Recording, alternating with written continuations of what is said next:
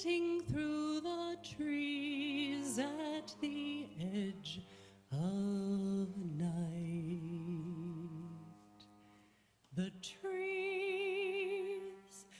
trees, gray against the snow, tucked against their knees.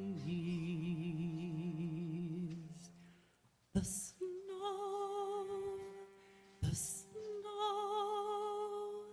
quieting the earth and all things that grow.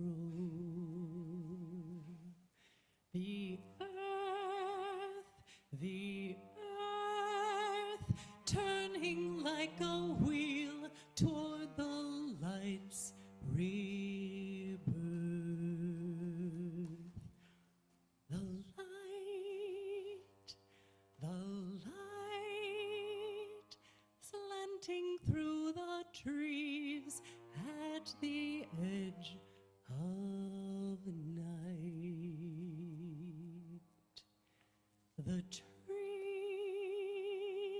The trees, gray against the snow, tucked against their knees. The snow, quieting the earth and all things that grow.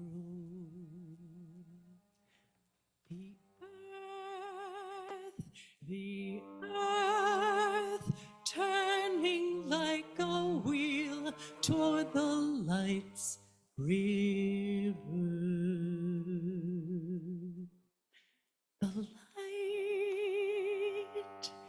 The light, slanting through the trees at the edge of night.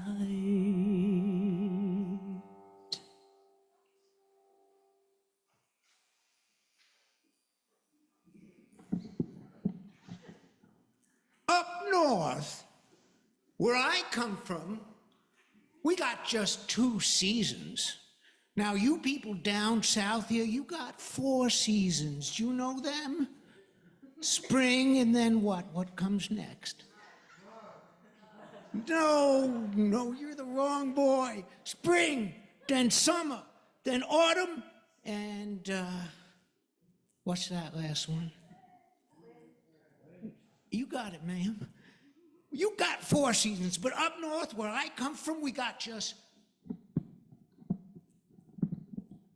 2 seasons.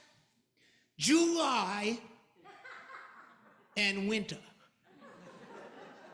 Now, one winter, it was so cold. I mean, it was so darn shivering cold. I mean, it was so freezing, icy cold that to get out to our barn to milk our cows, we had to take our axes out and chop through the frozen air.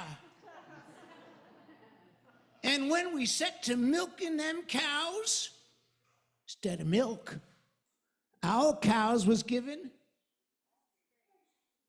pretty good, sir.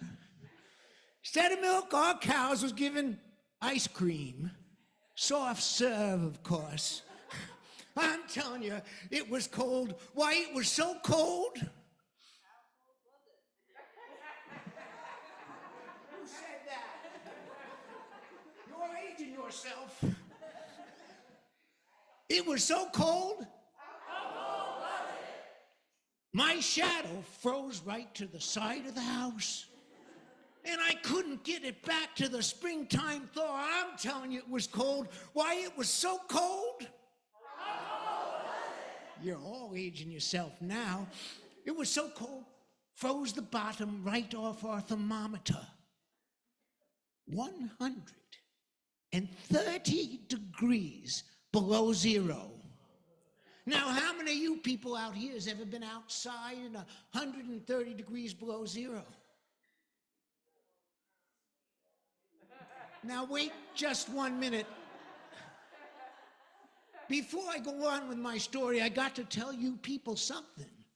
See, when I ask a question like, How many's ever been out in 130 degrees below zero?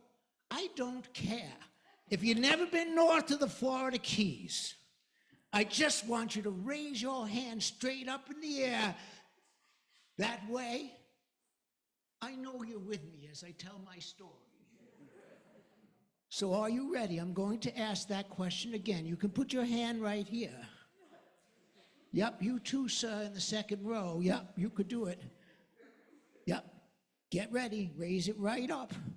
How many of you people ever been outside in 130 degrees below zero? Well, geez, crow. Why in heaven's name didn't you stay inside and sit by the fire? At least you know what I'm talking about. I mean, it was so cold.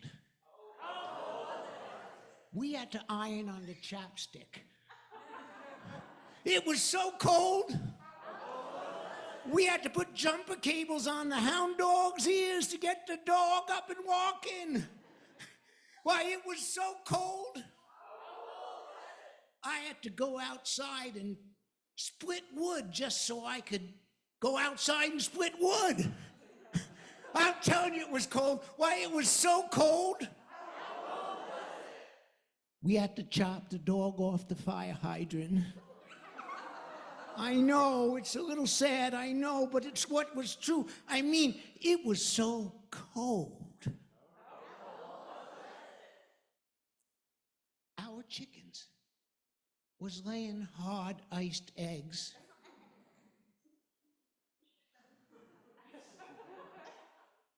Wait just 1 minute. Are you people doubting my story? That's a question. Are you people doubting my stories? I knew you might. So I bought one of them chickens with me tonight. I got it. It's right here. It's right here. I got it. See? It's right there. I'm not believing your story. It's a chicken, right? Isn't that a chicken? It's a chicken, and it's right here. These people, I don't know what's the matter with them. They don't believe my story. Can you believe that, Matt? Jeez. It's a chicken.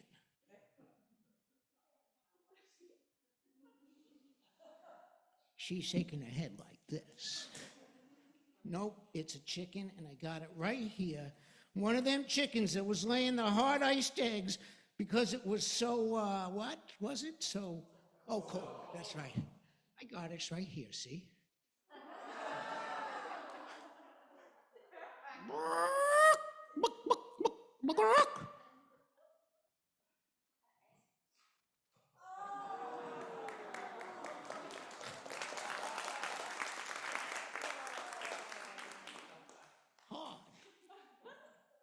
Iced. I can leave now, right? I'm telling you, it was cold. My two sisters was outside having an argument. But instead of words, ice cubes come tumbling out of their mouth, one for every word they spoke. Well, being their loving brother, I knew just what to do, and I picked up them ice cubes in 2 burlap sacks, and I brought them inside, got my mother, my father, and my sisters to sit down there by the fireplace, and we melted them ice cubes one at a time. And when we did, the words come out.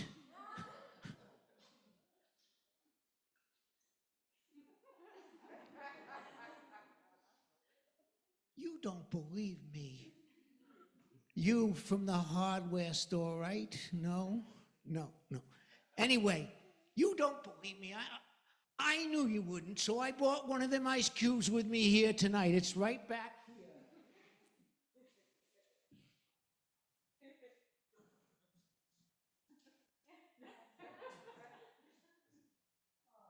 I'm sorry to say, before you got here, it melted.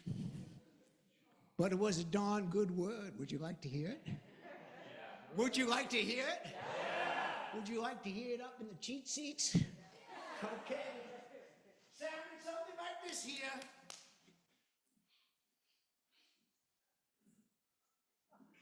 You!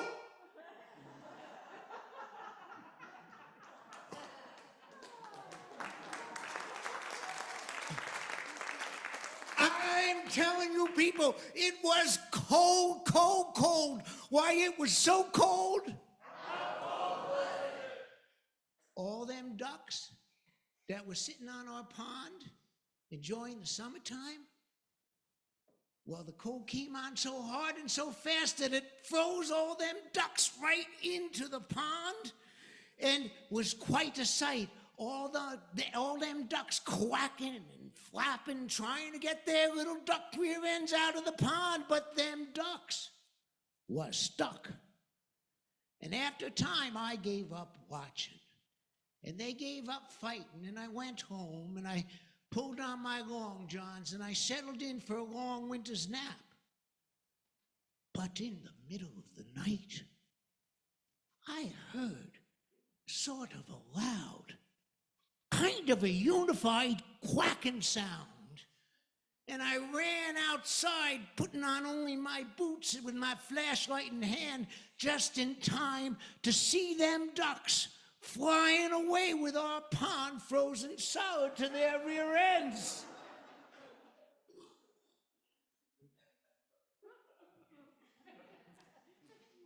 Now, how many, this is a question, how many of you people is believing my stories? Darn fools you are. I could see you've been out in the cold too long already this winter. Well, there is one lie, one tall tale, one whopper I decided not to tell tonight. What was it? It was such a big lie, Yosl.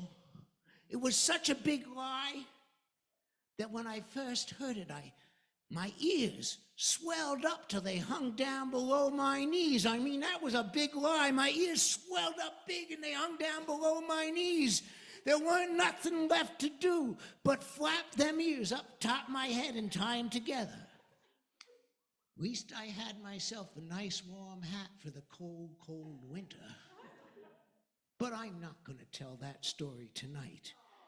Because if I did, you wouldn't be able to hear none of the rest of the great stories you're about to hear. So stay warm, everyone. That's about all this fella has to say.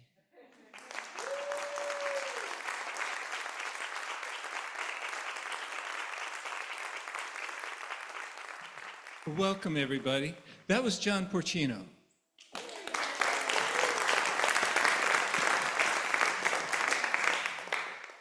And I'll tell you more about him in a little bit. Also, that was Christy Grecsek that he was accompanying on cello, who was singing a song that she had written herself.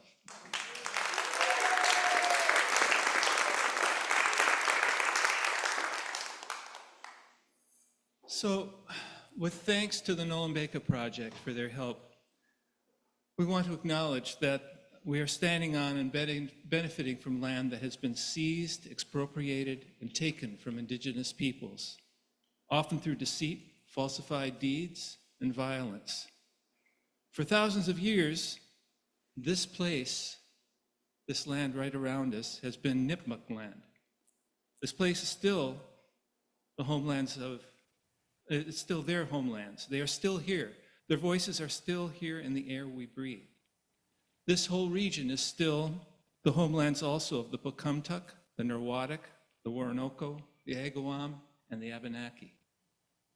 These native peoples and their descendants are still living among us. They have not gone. Every time we gather here, we must acknowledge and respect that fact. In the spirit of reconciliation and respect, we can take action as allies to native peoples. And we encourage you to look at materials that we have on the table down in the dining hall where you will be going for the intermission.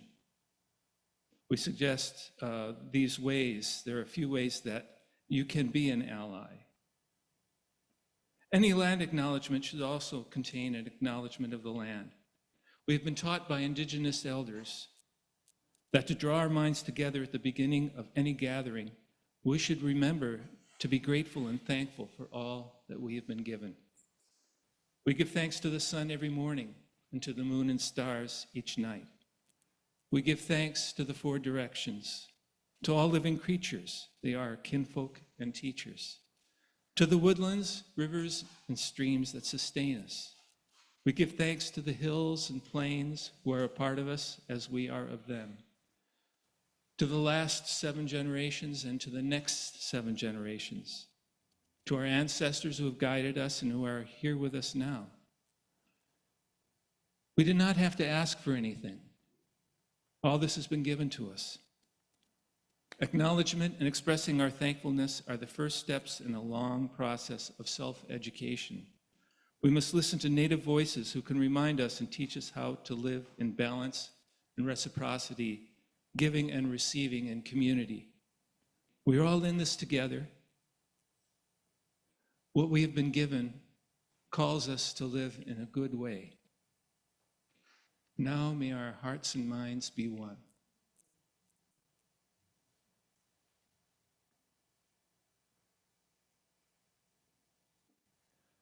So a few housekeeping notes. This concert for the longest night of the year began 40 years ago from a group of storytellers who said, let's help people and each other pass the longest night of the year by telling stories. And so we welcomed people to stay as long as they liked.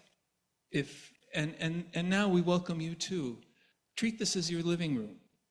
If there's a little space next to you that's open on the pew and you feel like you could maybe benefit from reclining a little bit and maybe closing your eyes, you can do that. If you feel the need to get up and move around, yes, please. And if you need to leave, yes, we're sorry to see you go, but please, if possible, wait between the pieces, between the different performers. Bathrooms are downstairs, just down these steps here to your left. And at the intermission, we're going to have some refreshments and food set out that some of you have brought with you, which we thank you for. And now I'd like to tell you about the 2 performers who started us off. Christy, I'll tell you more about later because she has another piece where she's featured in the performances tonight. But there was that strange fella that was up here that was kind of telling you dead-on accurate stories. And this is John Porcino. For 42 full-time years, John has been on a wild, humbling, joyful journey as a storyteller, musician, arts educator, and his most prominent feature, a good friend of mine. Along the way, it has been the little things, a good belly laugh, a flash of courage, a quiet, tender connection, a burst of boisterousness. I like that alliteration, John. A tear rolling softly down the cheek that have made it so lovely. Nothing fancy, just us here now, savoring this one breath of life together. And now I'd like to introduce our next performers. This will be Sonny Crawford, who was also, along with our friend Rob Peck, providing some music as you were coming in, and his friend Mathew Trombley. And they will be sharing a song of Sonny's. And I can tell you that Sonny reports that since his application for Secretary of Internal Entropy, he was physically, that application was physically rejected by the approaching monarchy. Sonny has unleashed his effect on us as a result. He's been performing with this Solstice celebration for many years under the merciful benevolence of the other members. He insists that the following song is quite timely. So now, Sonny and Matt. This song comes from my childhood. When I was about 8 years old, I got stuck in a tree with a very dear friend of mine who was also 8 years old. We were climbing trees all the time and other shenanigans, but we climbed this tree and we slid into this crotch and we were stuck back to back. We couldn't move, nothing we could do. And of course we went through the stages of swearing at each other and beating each other up and crying and all that. And finally, my friend said, "Hey, Sonny, you know, it's not raining." The glad game.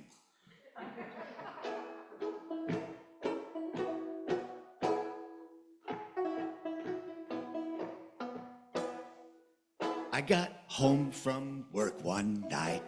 My wife went to kiss me, but I felt like a fight. She said, "Hey, Sonny, I kinda like your spirit.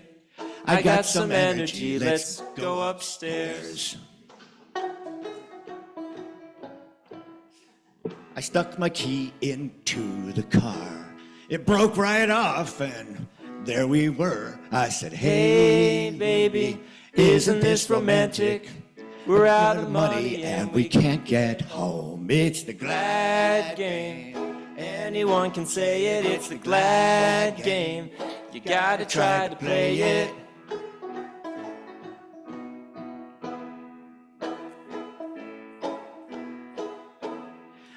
I leaned on a rail and a bird had been there first. I didn't have a hanky, so I wiped it on my shirt. And I said, "Hey, birdie, thanks for all the color. I don't know what you've been eating today. It's the glad game. Anyone can say it, it's the glad game. You gotta try to play it."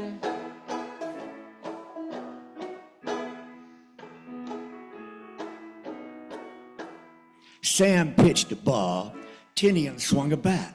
Something broke a window, happened just like that. I said, "Hey, Tinian, that's what I call a homer. The price of glory is about $17.95, give or take. It's the glad game. Anyone can say it, it's the glad game. You gotta try to play it."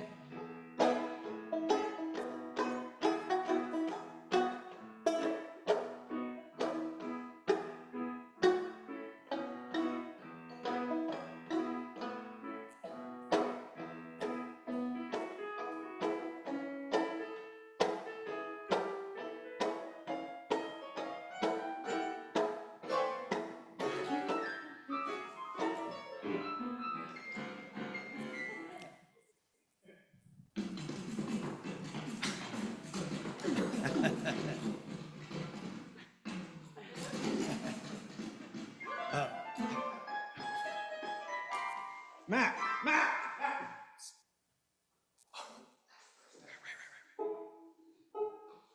Emily sat on a hill of ants. It made her swear and beat on her pants. And she said, "Hey, Sonny, go turn like a nugget.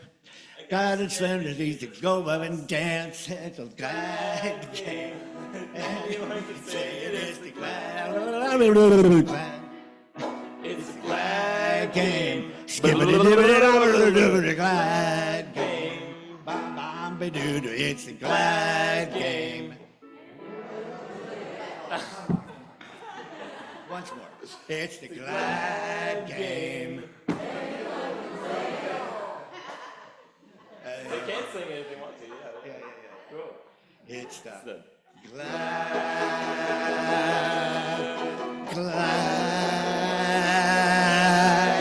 You know where this is going.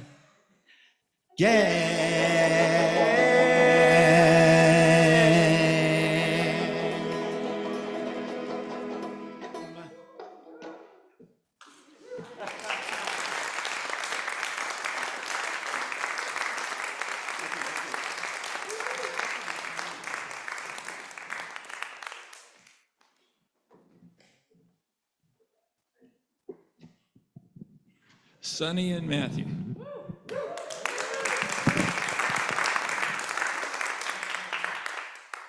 Next, Sarah Pirtle is going to tell you a story that she wrote. For 30 years, she's been telling original stories daily at Journey Camp. She entitles this new story, The Shawl, and it is set in Latvia, where the oral tradition of reciting folk poetry was very important, especially among women. The last line at the end of the story is from a poem by Carlis Skalby called For Friends. Here is The Shawl with Sarah Pirtle. When you start into the winter, you don't know what you're going to find. It's brown land, brown until you've forgotten the rolling, welcoming green. And now it's white and it stays white. When you start into the winter, you don't know if there'll be enough food. You don't know if the wolves will come. You don't know if all the people sitting around the table right now, will we all be here at the end of winter? And so there was this night. Big storm had come, but I could hear a sleigh. It was still dark, and then they didn't knock. My parents opened. They must have been expecting them. They talked, then the sleigh left, and when I went downstairs, there was a little girl standing there, and she had this tight cap. She looked like a little nut, and Mama says, "This is your second cousin, Mitra." Now, my older brother, whenever someone's frightened, he tries to make them feel better. So he said, "Oh, Mitra, that means mint. You know, over there by that pig, Mom has a whole bag of mint over there. It's going to run out soon, but you'll still be here. Welcome. Hello, Mitra." And Mitra didn't even look at him. She just kind of looked with her eyes, and she kept her shoulders very tight. But Papa came in where he had some wood, and he nailed up a stool for her and put her with her own place around the table. So I knew that she'd be there for a while. So I probably should tell her. I should probably tell her about the shawl, because she'll want to know that it's waiting.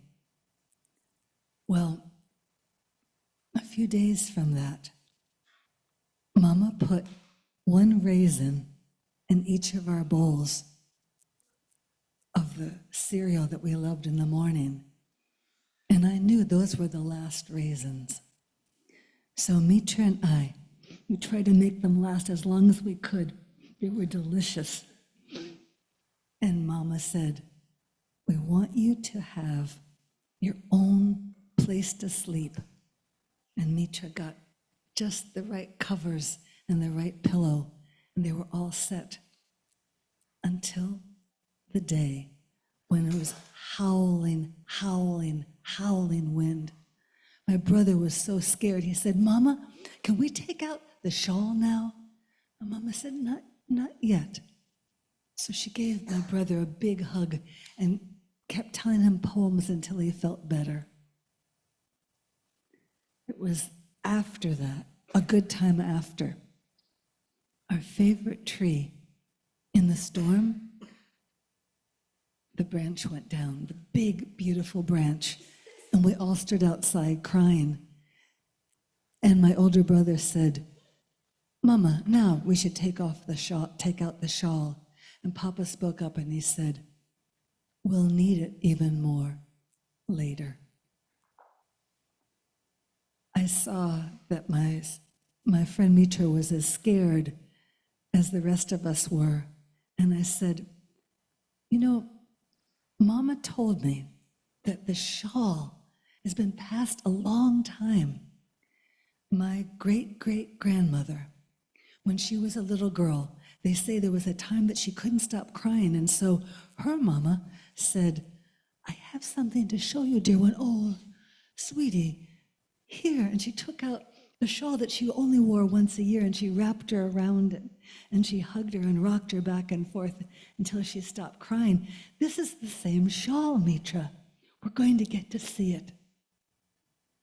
I said, "You know how the women love to recite poetry.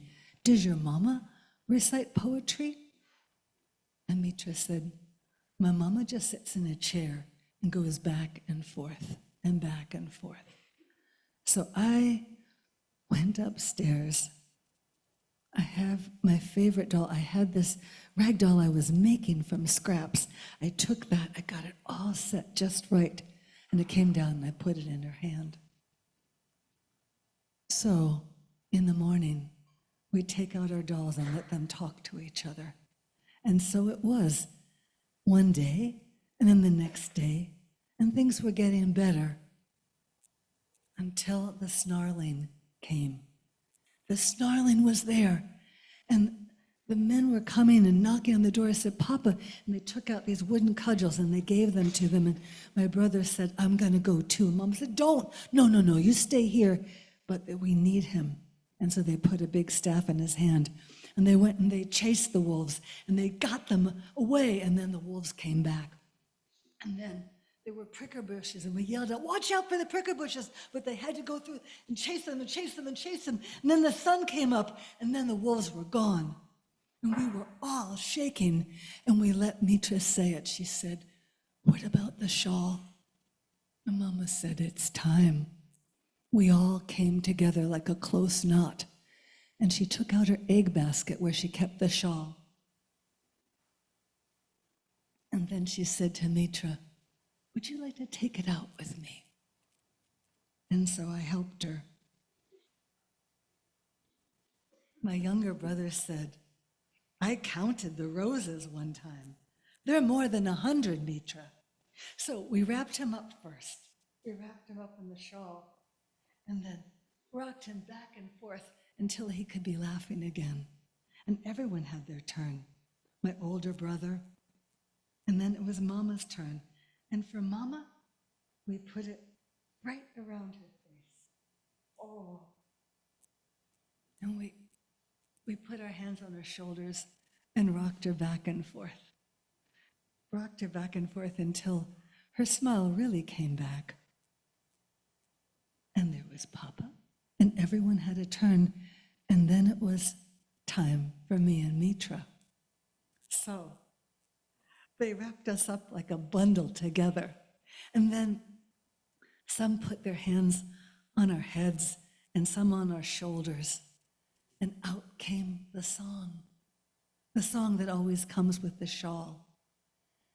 I am a little girl, like a strawberry, a red strawberry and a little rose. I had a sorrow, I put it under a stone, and I stepped over it singing. I do not know what was yesterday, I do not know what will be. I only hear it as a melody. The treasures of the heart do not rust, do not rust. The treasures of the heart do not rust. And then Mitra, who always had tight shoulders, she said, ah. She said, ah, and I said it back to her. And then she said to Mama, can I be here when it's spring?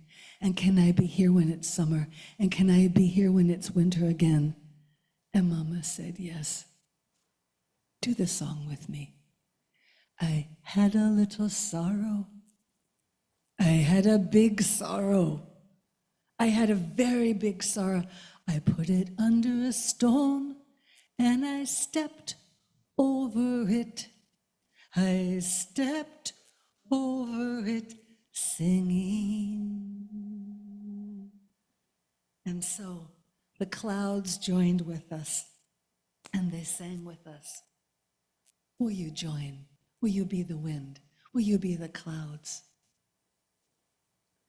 I had a big sorrow. I put it under a stone and I stepped over it singing.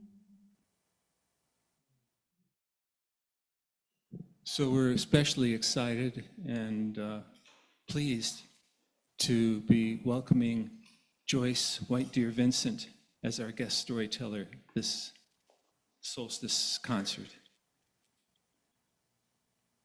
Joyce is of Cherokee and African American descent, ancestry, and in her 23 years of working at UMass, one of her functions was working with the Josephine White Cultural Center with Indigenous students.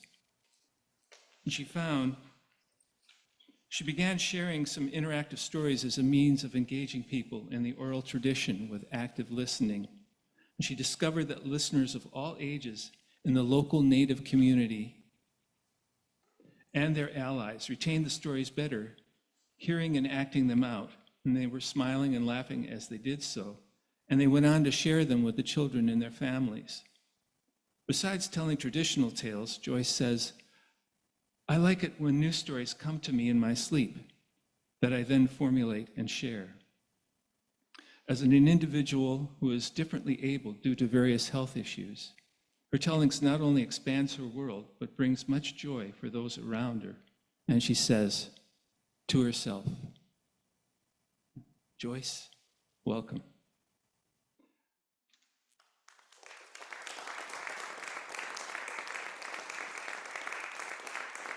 And Joyce is now telling her story, Nikkomo. Sio, D-O-G, Anihuea, Anihuea, Aninega, Tiitsi. My language, I am called White Deer. I am born with the bird people, which is why traditionally for me, and a lot of people don't follow it anymore, but I don't eat of the bird people. I don't eat turkey or chicken or pheasant or duck, which is really hard around this time of the year because at a lot of celebrations I get invited to, it's usually on the table, chicken, turkey, pheasant, or duck. But oddly, I can eat eggs, which answers the question, which came first? Okay. So, and I am of Anihuea, is the Cherokee people, that's how we say. And so you are also Ani people, human beings, okay? So I want to tell you the story of Nikkomo. I heard a version of it when I was young from my grandmother, but I heard other versions of it when I started doing things up here in New England. I learned a lot of things here in New England that I didn't know in West Virginia or North Carolina or even in New York, where I also basically grew up. So I want to share this, but I need some people who are not afraid to be spontaneous actors and actresses. We have any folks who are not afraid? Put your hand. Don't make me have to pick you, because I will. Okay, we have one here, okay. So I need some hunters for this story. I need some hunters. I need at least 3 hunters. Okay, yes, this is really good too. I need the young person as a hunter. Come on up here. Okay, and then I'm gonna need some elders. Elders can sit down. Y'all got the easy job, okay? Who wants to be an elder? We got 1, 2, 3. Wait, I thought you were gonna be a hunter. Don't. Okay. How about you want to be an elder too? Yeah. Okay. I got this row here of some folks, and we have a hunter, some elders. Okay. You're going to be one of the deer people. Okay, I'm going to switch your role. I need some other deers. Where's Matt? Come on over here, Matt. You're going to be a deer. And I need a couple other deer people. Okay. Anybody up top there? I can't see because of the light. No takers? Okay. So this is how we're going to start. A long,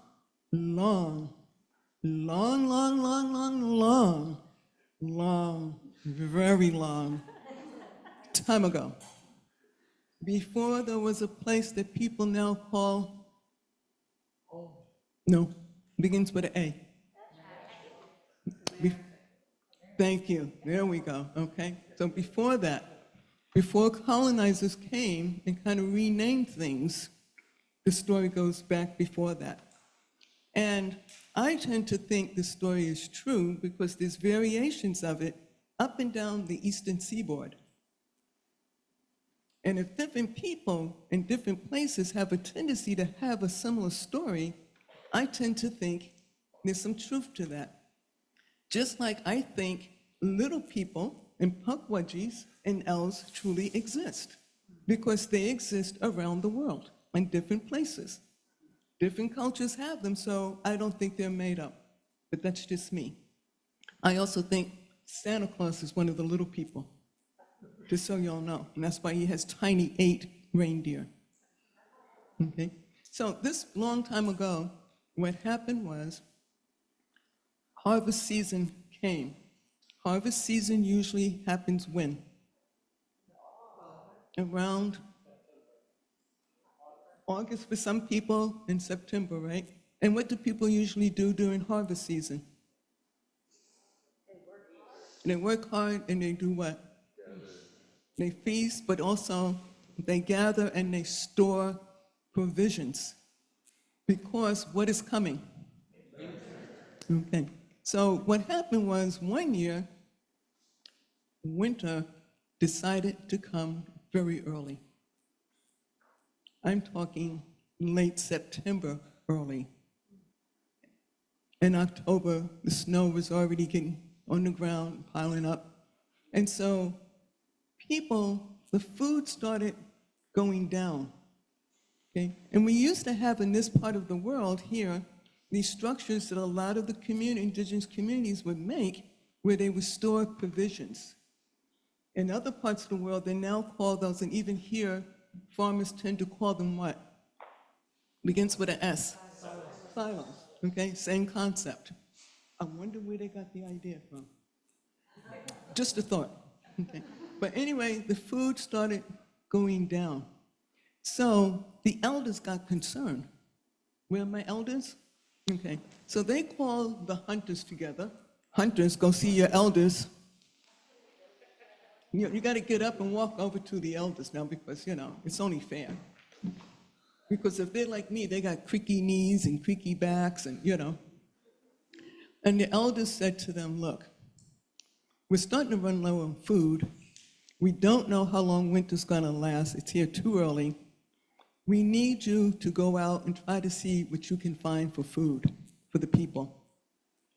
And so the elders said, get on with it. And off the hunters went.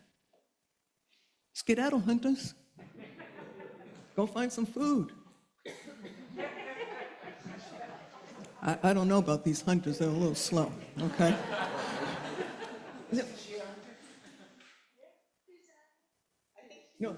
No, he's a deer. This one's a deer. Deer. Okay. So the hunters went out and they were gone a few weeks. They came back. Oh, this one's still hunting. Go for it. What did you get? Did you get anything?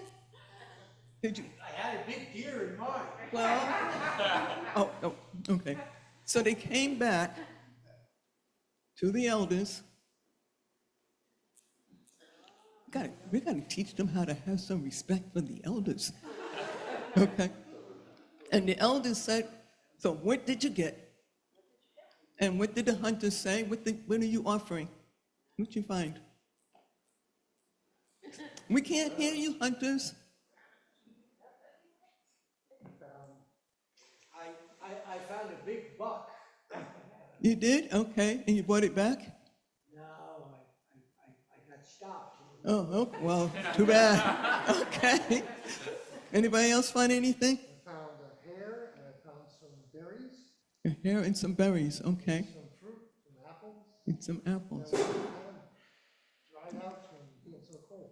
Yeah, okay.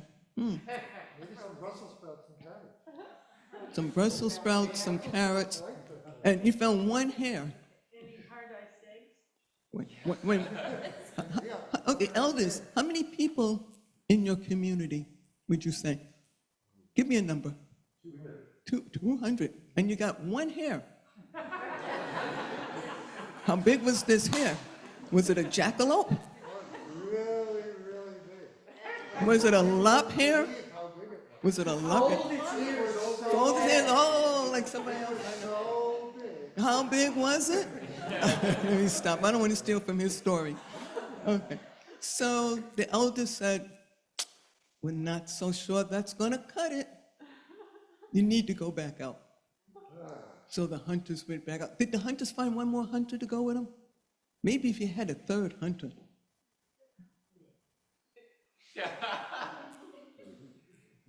We need a third hunter because these poor hunters are like hitting. We're gonna have to pick some. Yeah, let's go find a hunter. You're a hunter. Okay. Yeah. And maybe y'all might want to try down that end in the woods to see if you find anything. Because maybe you're gonna flushed everything out over here. And this one is stomping along and he can't figure out why they're not finding any animals. The animals will hear them coming and taking off. So they're gone for about a month. So meanwhile, the people are trying to survive on this one hare, some berries, and some dried up rotten apples. Right? Okay. Maybe there was a little bit of corn left in the little silo that they had too, maybe. Let's give them the benefit of the doubt. Okay, so the hunters are coming back. Maybe they've had some luck. But if I were you, dear, I'd go hide a little bit. Go hide because you don't want them to hunt you just yet. Okay. So hunters, what did you find? Tell the elders. And everybody else can hear you.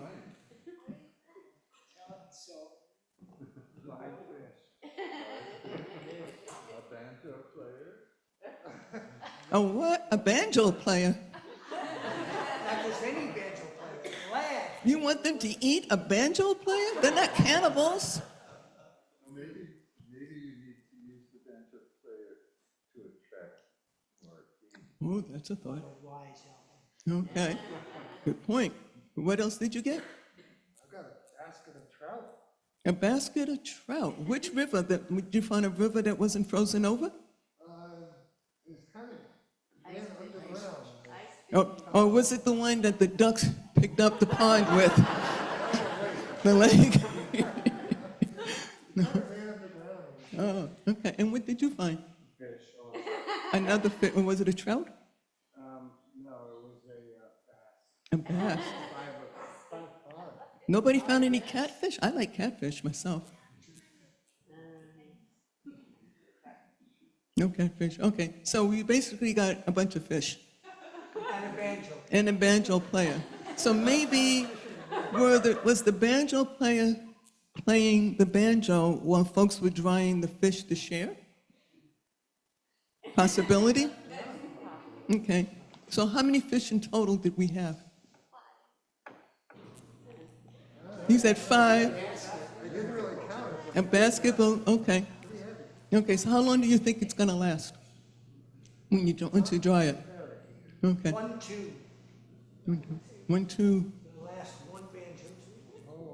Okay. So the food is gone. The people have eaten the fish. Very good, thank you. But winter is still on. So what are the elders going to tell you?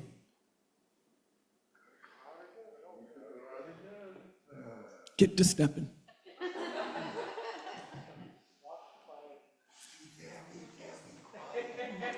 Step by step, slowly I walk.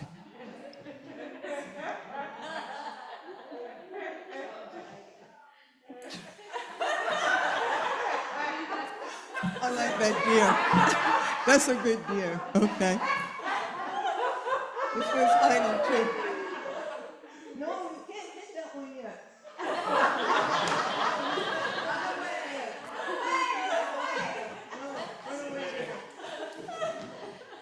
You're gonna mess up the story. Okay, come on back. What you got this time? I've got bear. How did you get this bear?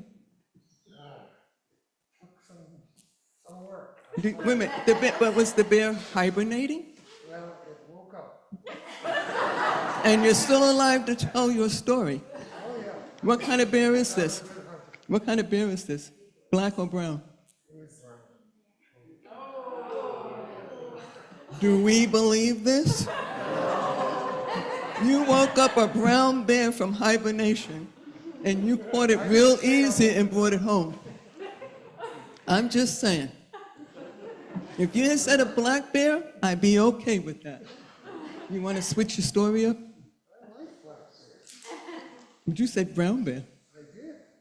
That's why I didn't say black. Okay, so we got a bear. People eat the bear is gone.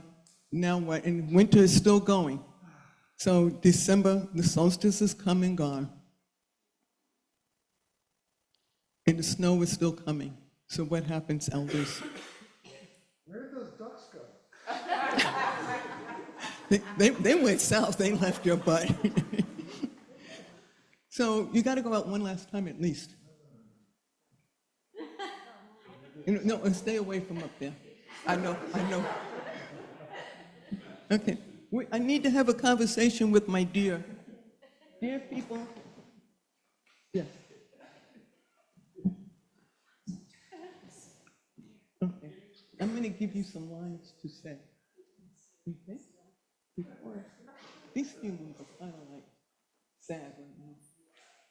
They're fine, but it's kind of difficult, right?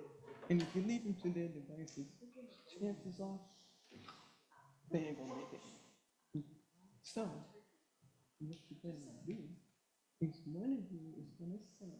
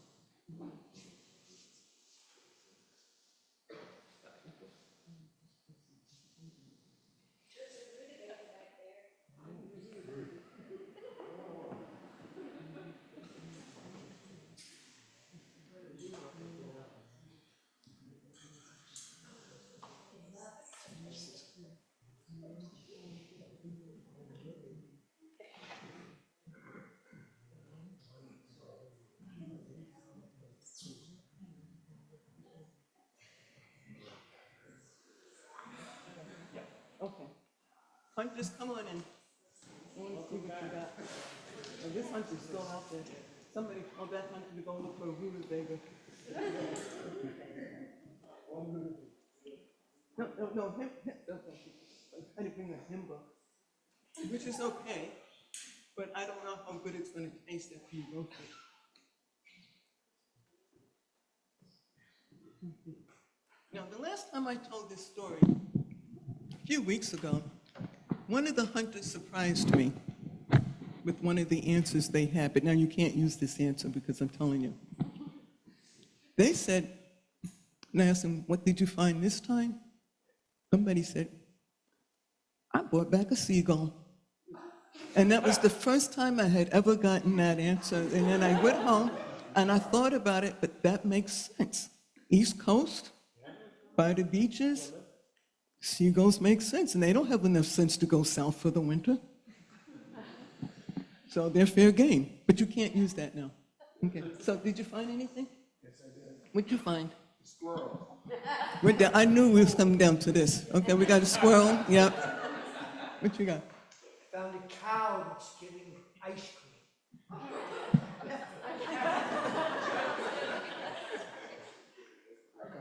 Brought back some maple syrup.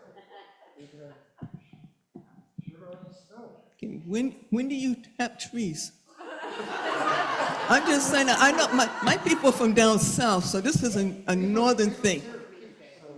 I know, but I found the stash. you found the stash, so you stole it. Borrowed.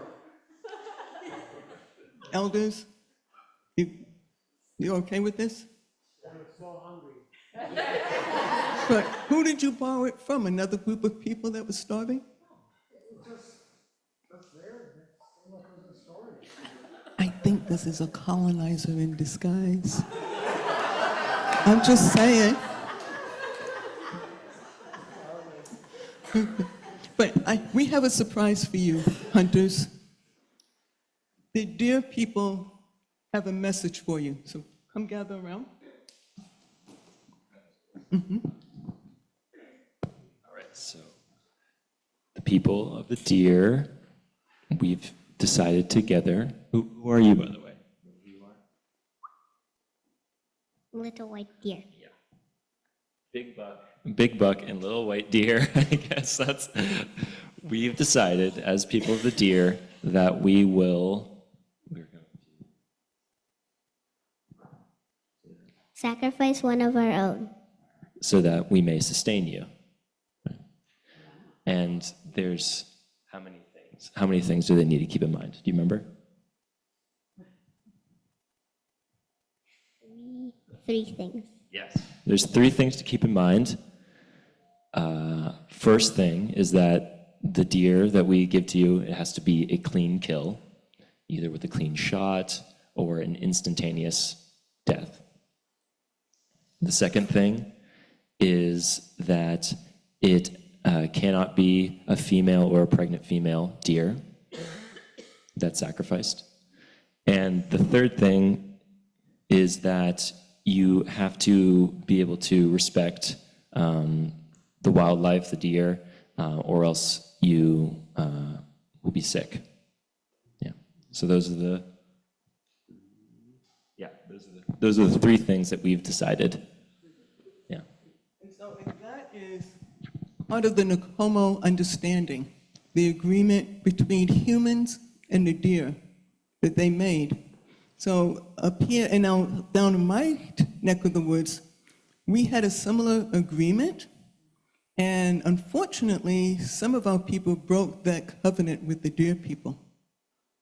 When the fur trade was going on, and it actually pretty much almost caused a civil war between my tribe, within my tribe, and another tribe, because we felt that it was really wrong to do that, that you don't just kill deer for the fur to sell to the colonists.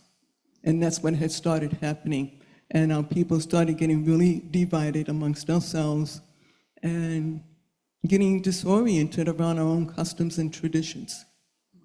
So the importance of this story is also for Nikkomo, for us to remember the promises that our ancestors made during a very difficult time, and to keep that in mind because times are going to get difficult again. And we see this, we all see this coming regardless of what our backgrounds or our cultures are. And so we have to be mindful of what decisions we're making and what promises we're keeping or not keeping. And so that is Nikkomo. And that's the time of this year where we celebrate from pretty much November throughout the winter solstice to co-support each other with food and nourishment and support and love and giving thanks. And so I wanted to share that with you. Thank you.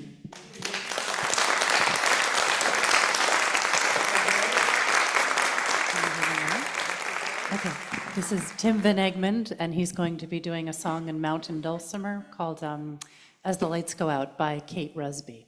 Kate Rusby is a wonderful English folk singer. Christy Grecsek is going to be joining me on this.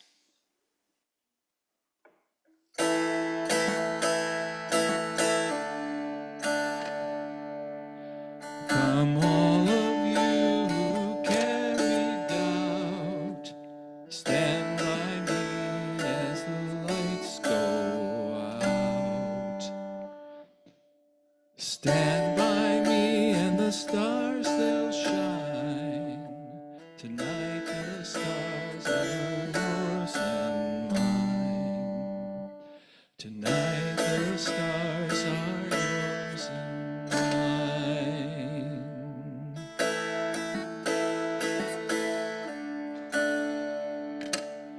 Take out your grief, take out your fear.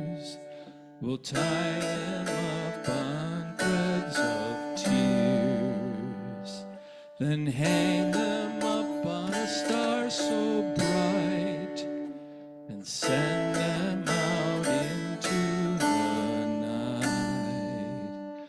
We'll send them out into the night. Sometimes it's hard to let them go when they've been so heavy and they're all you know. But we stand together and the night is kind. I know them well and the stars don't mind. I know them well and the stars don't mind. I know them well and the stars don't mind.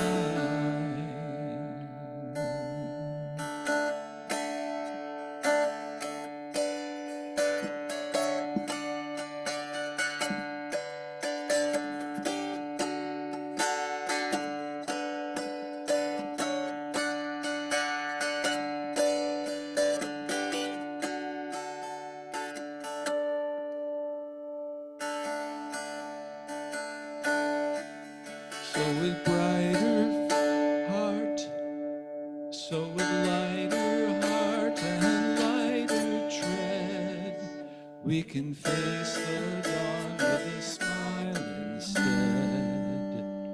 You can take them down when they next appear, or when we meet again in another year. Let's meet again in another year.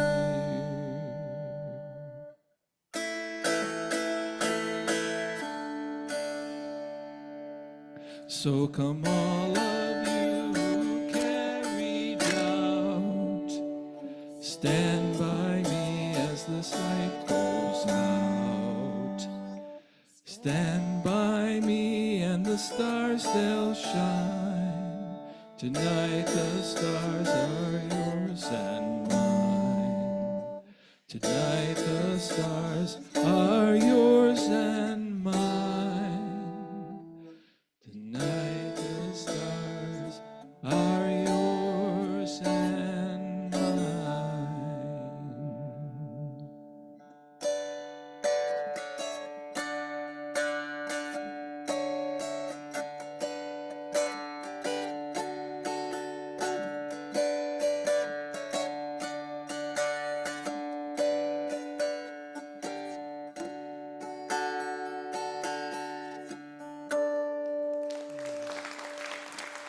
Rebekka Tippens not only hosted this concert for many years at her home and retreat center, the Roundhouse in Coleraine, but she nurtured both community groups and artists there.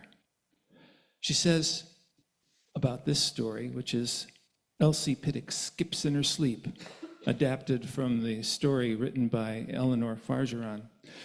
Watching her grandchildren first experience the joy of skipping rope while adoring and putting to heart accompanying rhymes, Rebekka particularly fancies this story of a community coming together, helped by the fairy's skipping master, Andy Spandy, to fight encroachment of their skipping grounds by a rapacious developer. May we all hold on to the vision and the power of the skip against trouble, and even enjoy our struggles ahead. Elsie Piddock lived in the town of Glynde, which was nestled right under Mount Caburn. And when she was a wee little one, she heard outside of her window and seemingly in the lane below the sound of, and that tapping sound was accompanied by like what sounded to her like mumble, mumble. But in time, come clap with me. She came to understand that those mumbles were rhymes that were chanted in time to the children skipping rope in the lane below. And her favorite rhyme came to be, Andy, Spandy, sugar candy, French almond rock. But bread and butter before my supper's all my mother's got. Well, one day when she was 3 years old, she went up to her mum and she said, "Mum, can I have me own skipping rope?" And her mother looked at her and she said, "Oh, my darling, just bide your time. You're not quite big enough yet." But that night, her parents were awakened by a... And there was Elsie, who had found her father's suspenders, and she was using those as a skipping rope. "Bless my buttons," said Mr. Piddock when he saw that she did 10 skips in a row before his suspenders got tangled around her ankles and she fell to the floor. "You are a born skipper." And the next morning, before he went to work, he got a little rope and he put 2 handles, one on each end, and gave it to her. And she skipped, practicing all day. And then that evening, she went out into the lane where the other skippers were. And they couldn't, "Look at Elsie, she can skip as never so." And pretty soon, everyone in the whole county had heard about her. And by the time she was 7, even the fairies had. Now, the fairies were very fond of skipping themselves, and they had their own skipping master, Andy Spandy. And he called them to come together to the top of Mount Caburn every new moon, where he taught them new skips. And as they skipped, they would chant like, "The high skip, the sly skip, the skip double double, the fast skip, the last skip, the skip against trouble." Well, one new moon, when the fairies were gathered around Andy, they told him about Elsie Piddock. "Well," he said, and he bade that they bring her to him. Well, she came to him still kind of like in her dream, but she skipped Andy, Spandy, sugar candy, French almond rock. But bread and butter for my supper's all my mother's got. Well, Andy could see no fault with what she did. And when he suggested that she learn a couple more skips, she did it so quickly. And then he bade that she and all the fairies skip the all-together skip. And that's a skip where you just skip for as long as you can. Well, after like 4 or 5 hours, each of the fairies, had like, given up. But Elsie, she was skipping away, looking just as fresh as Daisy. And Andy, he looked at her and he said, "Elsie, you are a born skipper." And for that, I invite you to join us at the new moon at the top of Mount Caburn, and I will teach you all the skips they are, and I'll warn that at the end of a month, at the end of a year, if you come for 12 months, there will be no one who can skip better than you. Well, at the end of that month, of that year, Elsie, she could do the high skip, high that she skipped right over the moon. And she could do the long skip so far that she could skip right over the river, and the strong skip. Well, she could jump up and then crash down through the earth into making a big old hole, and she'd go so far down. Well, there's one time the little rabbits had to help carry her to the top again. Well, if you think that Elsie had fame before this year with Andy's Bandy, well, afterwards she was like as famous as Taylor Swift is for us now. And everyone was talking about her. But Andy said to her, I've taught you all there is to know, and you've done good, and I want to give you a prize. So come here, Elsie, and bring your skipping rope with you. And she came, and he took that little skipping rope, and he licked one of the wooden handles, and it turned into sugar candy. And the other one he licked, and it turned into French almond rock. And he said, the best thing about it is that you can lick as much as you want and it will never grow less, so you shall be able to lick sweet all of your life. And then he said, and as long as you're skipping with this rope, you shall be able to do all of the fairy skips that I have taught you. But there will come a time when you grow too tall to use this rope any longer, and you'll have to get a bigger one. But you will still skip better than any child ever born.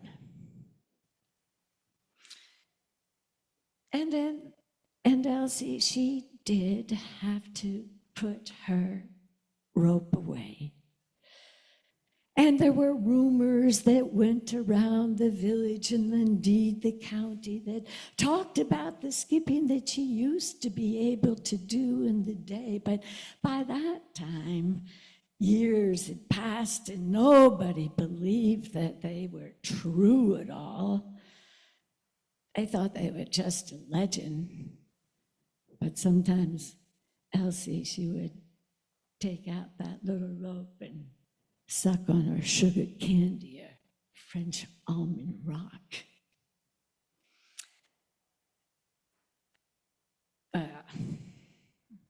One time, a new lord came into the area, and he commanded control over the town of Clyde. And I'll tell you, he was a mean one. The first thing he did was he raised rents for all the people.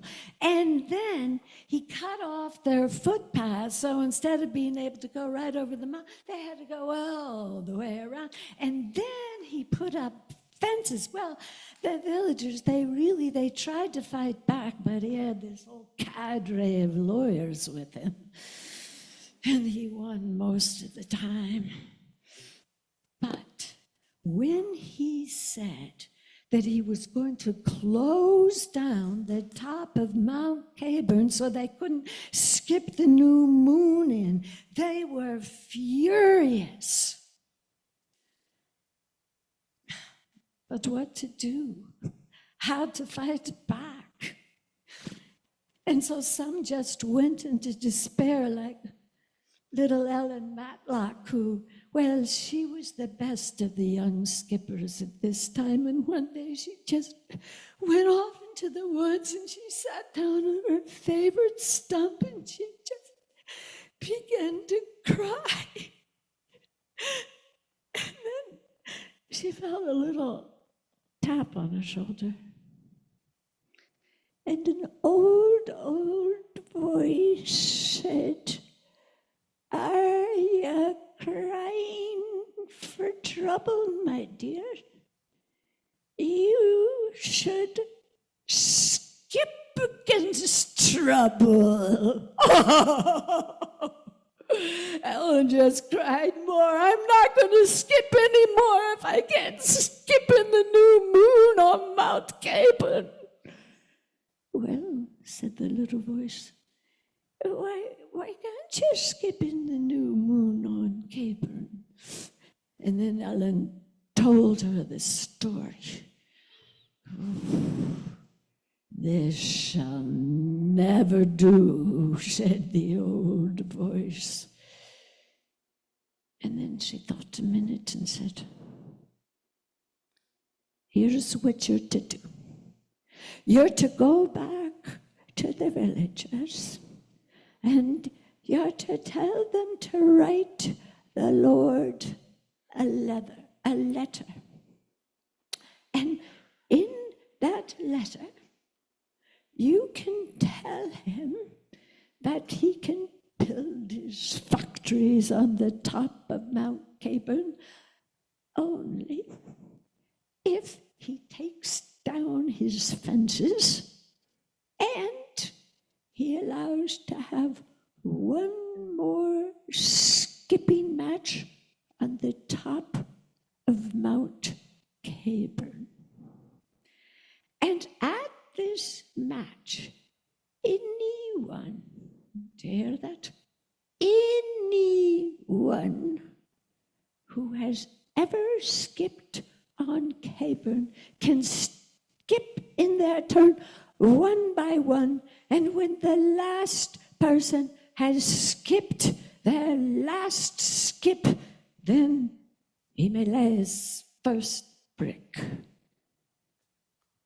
Well, it didn't really make much sense, but there was something so compelling in her voice that Ellen took these instructions back to the villagers, and they could hardly swallow it themselves, but they did. They wrote a letter to the Lord as it was suggested, and it had been made very clear that this letter had to be signed by all and sealed. Well, they took that letter with the signing and sealing request, and the Lord, he couldn't believe it. Just one more skipping match, and then I can have with him no more fights, the top of the down. I can keep my footpaths too. Well, he signed and sealed, and the day of the next new moon came up, and everyone in the village came to watch. And anyone who had ever skipped brought with them their own little rope or big ropes, so it be. And the fairies were there, Andy Spandy included, and the Lord and his cadre of compatriots there to watch and mock. And they began in turn, first the youngest, but a little toddler, until it was time for the oldest to do her skipping. And she didn't skip very long before her rope got tangled around her ankles. Ha! Done, said the Lord. Okay, it's over. Everyone out. I'm going to start building now my factories. And then from behind the crowd came a little person. And she said, well, no, I haven't had my chance to skip yet. Well, who the hell are you? Said the Lord. Well, my name is Elsie Piddock, and I am 109 years old. And when I was a child, I skipped on Caburn. There was like this murmur throughout the crowd. Elsie, pity, Mama, I thought it was only a legend. And then the fairies, they were like, because they noticed that this old woman had shrunk to the size of a 7-year-old. And she had with her a jumping rope that had one handle of sugar candy and the other of French almond rock.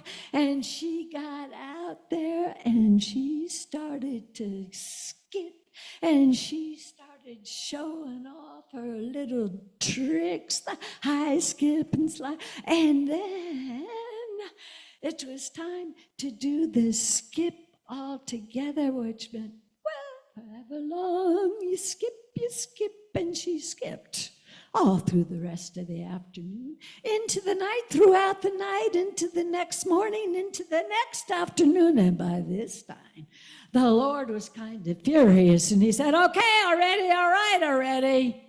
It's time for you to stop. This contest match is declared over. Oh, and no, she said, it says, until the last skipper has skipped her last skip. It was signed and sealed.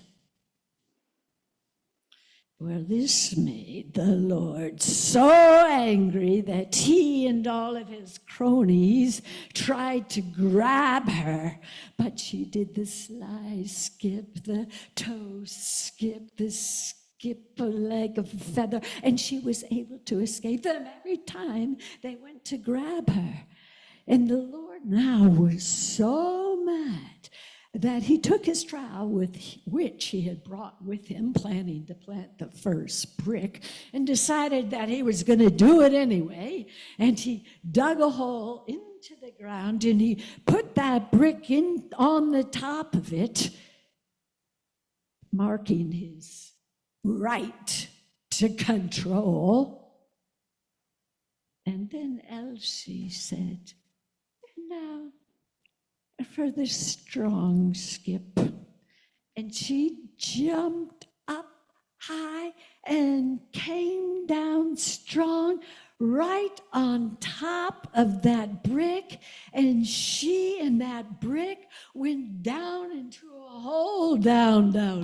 Ooh, how far down?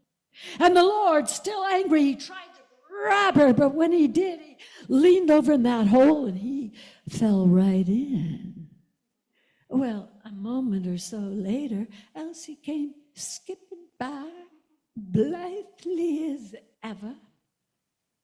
But the Lord, well, didn't seem like he was returning, and all of his cronies, tried calling down for him, dropped a stone in there, but they couldn't even hear it hit bottom. So they all looked at each other and shrugged, and they left Mount Caburn forever.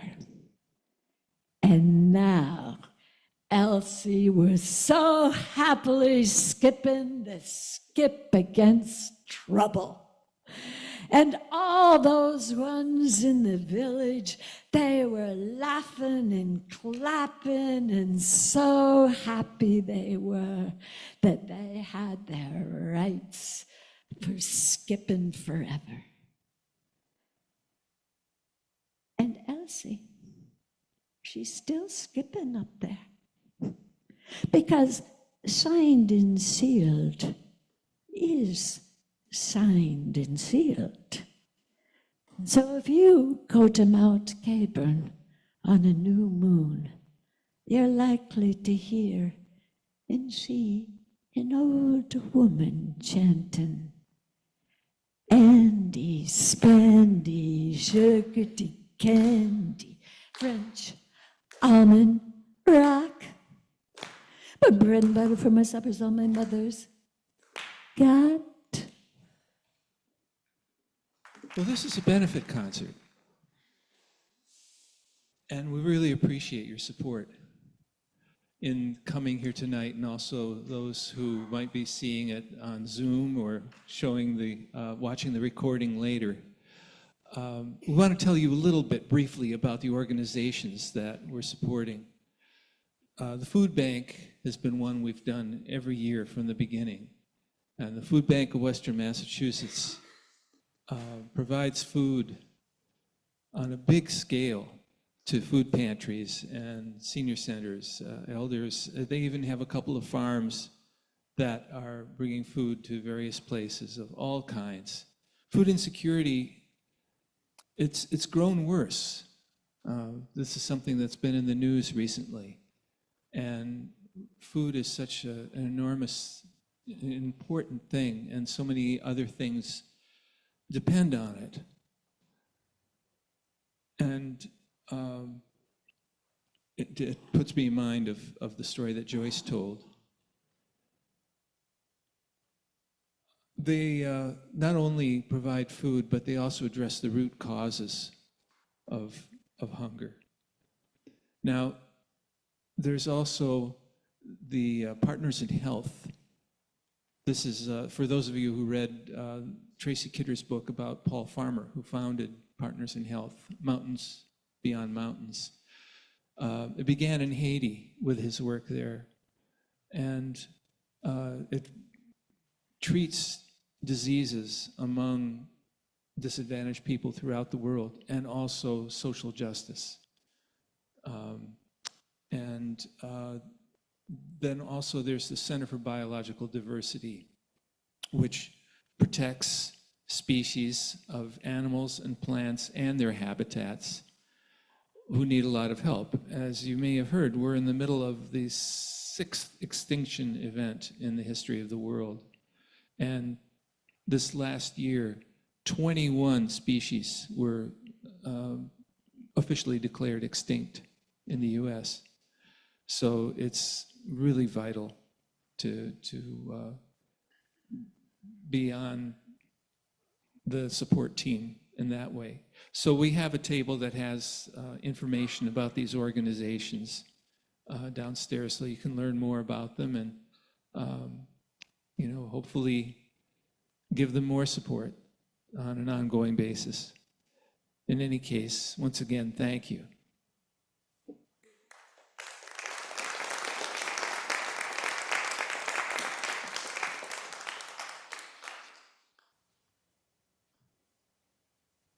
So we have one more song before our intermission. Leading us out is Sarah Pirtle, sharing a song for a sing-along written by Anna Demska. Rochelle Wildfong is going to tell you a bit about Anna, and then some of us are going to help with the sing-along part.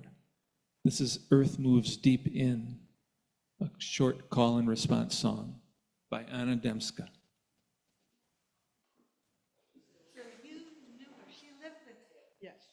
Anna Demska lived with me for a little while when I was pregnant with my son who just turned 45. And she had just come back from the Bread and Puppet Theater, and she was making a lot of puppets and big, huge, the tall puppets that are very big. She made this beautiful Demeter puppet, the goddess, Greek goddess, and I was going to have this baby in December, and that huge puppet was in the corner of the room, and I was having a home birth, and what was there to look at? But the goddess Demeter was right there, and I did hear some Dmitri Shostakovich earlier in the day.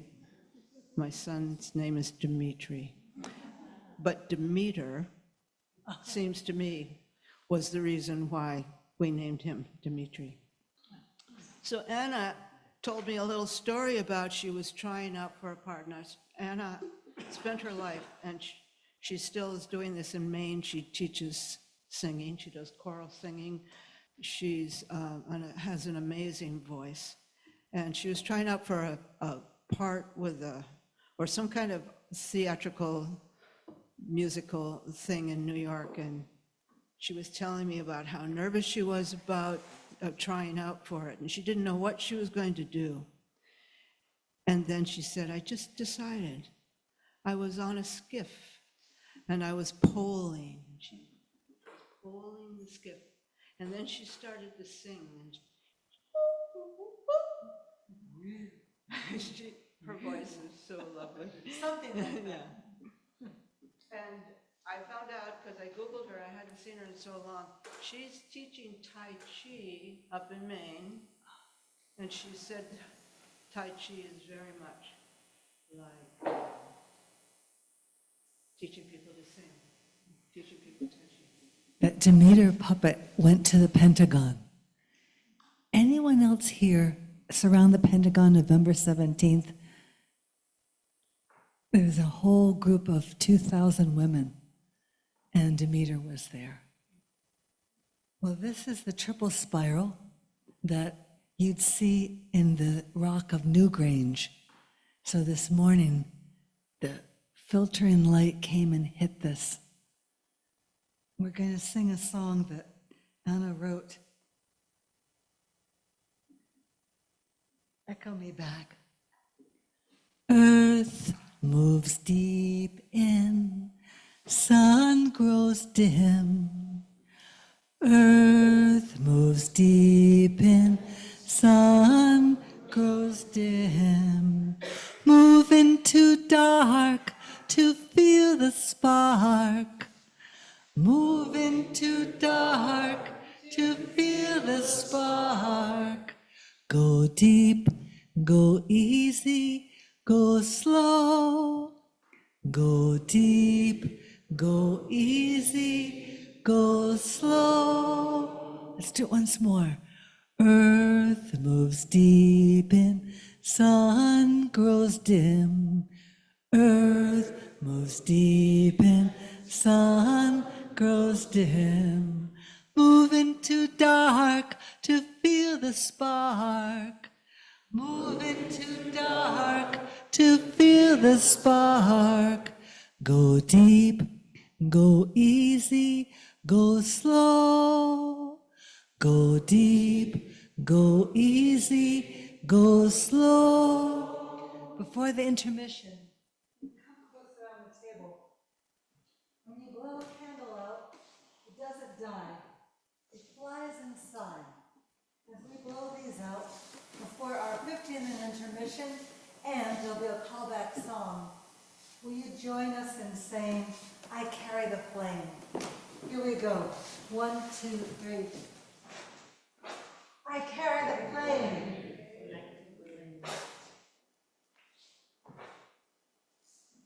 Welcome to intermission.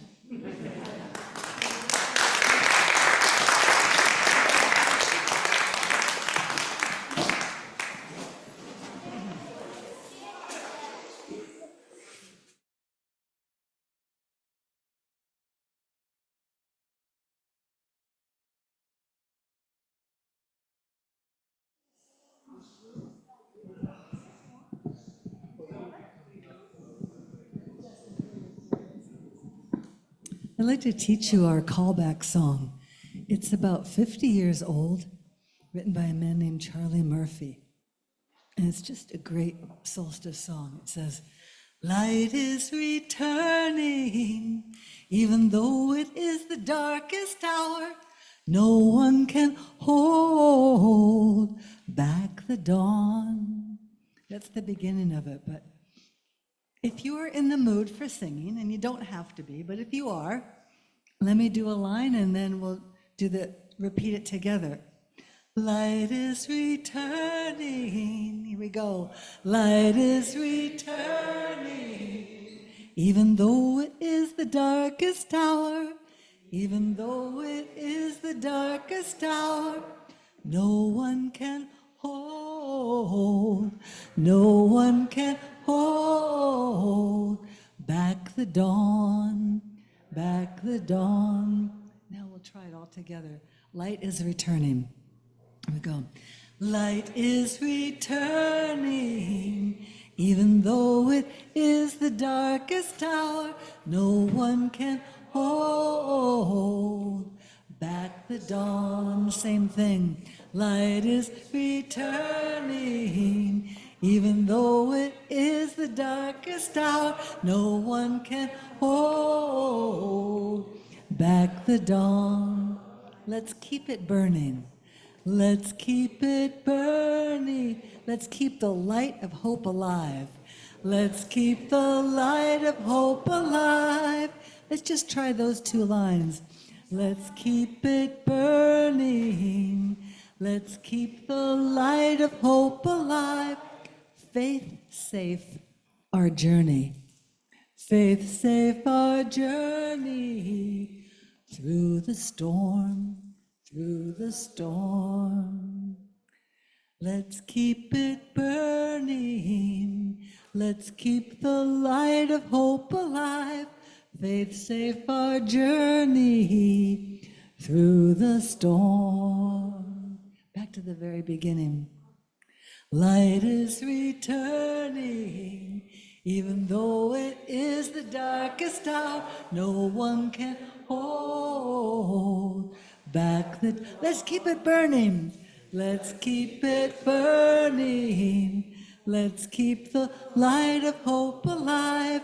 Faith safe our journey through the storm, through the storm, through the storm. Let's welcome back our MC, Tim Van Egmond. So Christy Grecsek is up next. She's a writer, a singer, a songwriter, and sometimes actor who works in nonprofit arts administration and loves to read things out loud.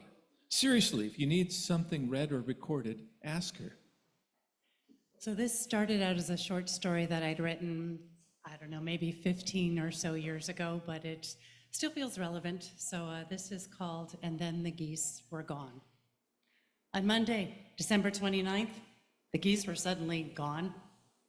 I know it shouldn't be a surprise. Geese are supposed to migrate, but it was December, and this particular flock of Canada geese had decided to stay in the city's park all year long.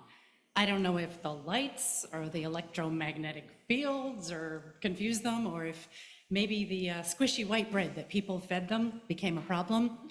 But for whatever reason, the geese shrank their whole lives down to the size of the city park lake. I mean, they have wings, and they just stayed. We got a lot of calls about them, messing up the park, chasing people, hissing and flapping at everyone, except for that one old woman I'd see crouched in her long red coat in the reeds, hissing, whispering toward the lake. People took the long way around when she was there, for sure. So some people wanted us to trap the geese, like that's what the police are for. Others said that as Canada geese, the birds weren't really supposed to be here, were they? Must have crossed some border illegally, right? Yeah, the newspaper tried to sort them out, saying that they're a federally protected species that have been around since before Canada and the United States even had a border to cross. But people don't listen much, not really. But like I said, on December 29th, those geese were definitely gone. Now, the newspaper didn't say anything about it the next day, though. The news was all about the heating and food assistance getting cut, plus Medicare and Social Security not looking so secure these days. I had a wellness check at 103 Elm that day, 8 blocks up from the park, a street with no trees, named after a tree that disappeared over 100 years ago. I don't need a dictionary to look up the meaning of the word irony. So I waded through and I knocked. And for a second, I thought I heard the distant honk of a goose, but then I remembered that the geese were gone. No answer. One more knock, and then I'd need to get a locksmith or a landlord out here if the landlord wasn't some out-of-state company or country. It is hard to say which kind of paperwork is worse, this sort of thing or the petty oddball thefts of the past couple days. Well, first, the local market reported that all of their wild rice was missing. Not diapers or formula or items you'd expect in this economy, easy to pocket and resell, but bags and bags of wild rice. Just weird. And then the next day, the discount department store called that every single one of their embroidery thread was missing. And sure enough, the bin that should have held color number 738 called Apollo's Chariot was completely empty.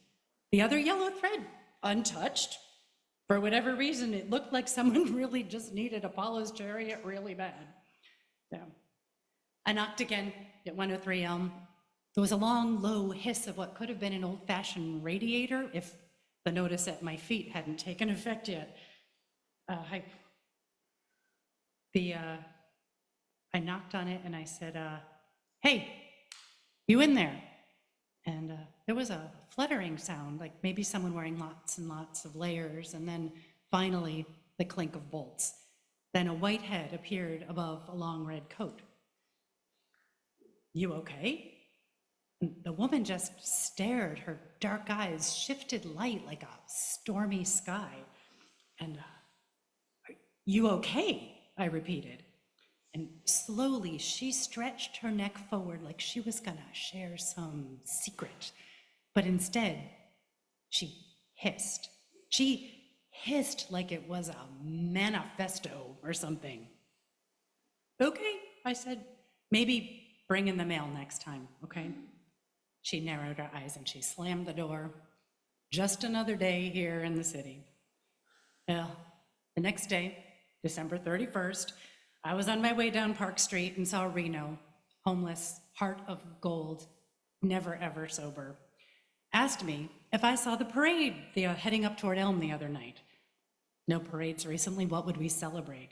But he insisted there was some ringmaster in a long red cape leading a bunch of waddling penguins right up the street. That's the PTSD talking and the booze. But Reno insisted, said there was penguin food all up and down Park Street to prove it. The sidewalk was crunchy, like after a wedding at Our Lady of Perpetual Help. I handed him a coupon for free coffee. I always save them for him. It's the least I can do after a service. The VA does what it can, right? Yeah. The next day was a new year of same old, same old. On the early shift, I headed up my route toward from Park toward Elm, and I heard a commotion up on the roof of 103 Elm. And I shaded my eyes against the low sun, but instead of a drunken disorderly or worse, I saw a flock of Canada geese step into the sky and rise up in a swoop of strong wings and necks. And around each neck, there was a loop of gold braid. And all the braids from all the birds in their V formations were like woven together into a net that hung below the birds. And sitting in that net, like something out of a children's rhyme, like the mother goose of mother geese, was the white-haired lady from 103 Elm in her red coat, clutching a bag of wild rice. The geese called to each other as they aimed south, and I could feel something wild in my veins wake up. They flowed like a river above the park and the banks and the pawn shops, the welfare office, the soup kitchens. They flew above the people hung over and the ones who never went to sleep at all. And that far figure riding Apollo's chariot grew smaller and smaller until the gold of the thread and the red of her coat became a part of the sunrise, blazing in a new year. And now Joyce White Deer-Vincent will grace us with another story, Seeking to Have Wisdom. So this is a story that actually came to me one time while I was sleeping. And as they told you before, I've worked at UMass Amherst for 23 years. And sometimes with some students, they would make the mistake of considering me to be a mentor. Bless their hearts, as we say down south. And so I had one student who was going through some things, and I kept trying to figure out a good way to try to, like, what kind of words of advice can I give this person? And it kind of came to me in the form of a story. So this is the story called Seeking to Have Wisdom. And the moral of the story is, there are times in our life, sometimes when we are growing at different phases, that sometimes we want things, or we think we want things, and we look around and we say, I want to be that. I want to be this. I want to be that. I want to be important. I want to be more important than this one or that one. And our egos can get away from us, right? So there was a young person, in this case, a young man, who was going through something similar to this, and he lived in a particular village. Didn't have a particular name in my story, it was just a village. And he decided, I'm gonna go out and I'm gonna learn what I can from different places. I'm gonna travel because I want to be very wise. I'm gonna go seek wisdom. And so I'm gonna have to shorten this a little bit because of space, the way we have space here. But I'm gonna need some gardeners. I think I already warned them beforehand. So gardeners can go up on the stage. I think I had 3 gardeners. Yeah, don't even try it. Okay. And you're gonna need some hunters again. So my friend who likes to go grab the bears could be a hunter again. I need a couple more hunters to be with this one. Any volunteers? Eric, how about, you want to be a hunter? Come on. And y'all can pick a space over there to kind of do your thing. And then I'm going to have some older folks who are going to sit and converse amongst themselves. Y'all are fine right here. Okay? And I need some other people who, in this community, make clothing for people to wear in dance clothes. So 1, 2, 3. 1, 2, 3. Y'all can find a little spot over here to be making clothes. And if you've never been to anything that No Loose Braids have done, y'all can take some gander at what they do sometimes, especially for tanning hides and things like that. Okay, so we got clothing making, and I need some singers. Let's see. Well, we've got some singers here. Okay, 1. Who else was singing tonight? No, I need you. You're going to be the young person seeking to have wisdom. I already decided. You want Christy? Yes, you could be a, okay, but you won't be an elder, so you'll be a singer. Okay, and I need just one more singer. You could be a singer too, okay? But y'all need to find a little spot to kind of over in here. And you know what hand drums are, right? So pretend like you have some hand drums. You might be singing. Okay, so now I need one more. So 1, 2, no, wait a minute, you were going to be a gardener. Don't even, get up there with the other gardeners. That's what you told me downstairs. See how people try to weasel out of things? Okay, so 1, 2, 3, and my other friend here, you can sit over here with them. Yeah. Matt. Yeah. Come here. Yes. My friend who wants to have wisdom, you want to be wise, don't you? Yeah. Why do you want to be wise? Why do you want to be wise? To have wisdom. To be able to know what to do when it feels right. Mm-hmm. Do you want people to also maybe like you and look up to you? Oh, I see. Yeah. That'd be nice. That'd be nice. Sure. Okay. I'll So, wise. I need some of that. We'll see, I guess. behave yourself. Okay. So, you're going to go on a journey to do this, and you're going to go first, you're going to come across some older people who are sitting and having a conversation. They're deep in conversation looking at themselves. But what my friend here is going to do is going to go over into this community, going to go over towards them, not say hello, not introduce yourself, but sit down and stare at them to try to gain wisdom just by looking at them and trying to listen. Go have a seat.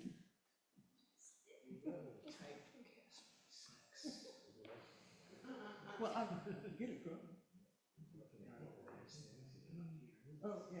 Well, traditionally, it's the women who do the garden. The guys prepare the gardens, but it's the women who do the actual gardening. So that's why I wanted the elders to be both genders, mixed genders. So now these folks who are talking, they notice this person looking at them, and they start to get a little concerned because traditionally in a lot of communities, this is considered outright rude and disrespectful. So they stop talking. And in fact, they don't even look at this person. They actually turn away from looking at this person. They turn away, they stop talking. These are some talkative elders. Elders, they stop talking and they look away from this person who's staring at them, hoping that this one will get the hint. But this one decides, I've gained all that I need to know. So I'm good. Gets up, walks away. Now, they go, what was that about?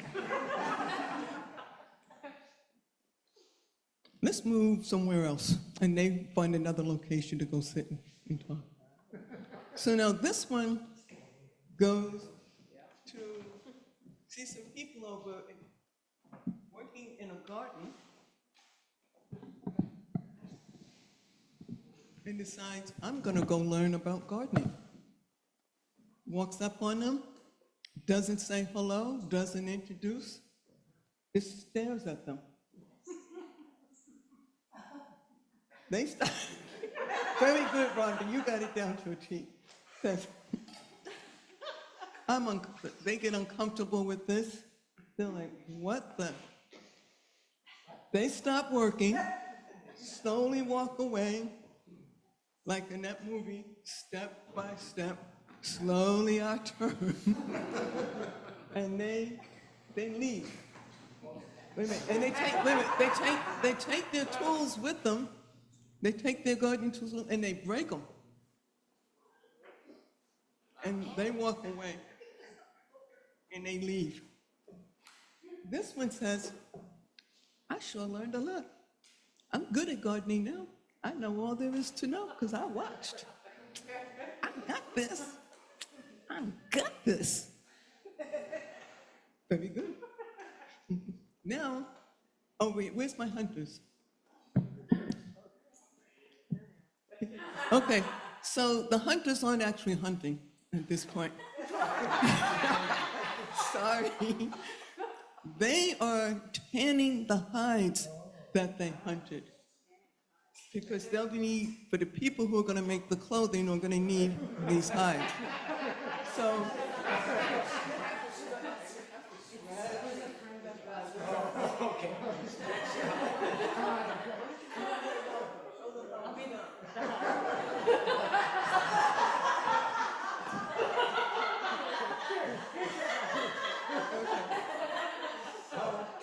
stay with them. I think they need more instruction. Don't leave them alone. People's clothes might fall off. So this one sees this and goes over, stands there and stares at them, and then decides to touch the hides. They get mortified. They drop the hide and they take off.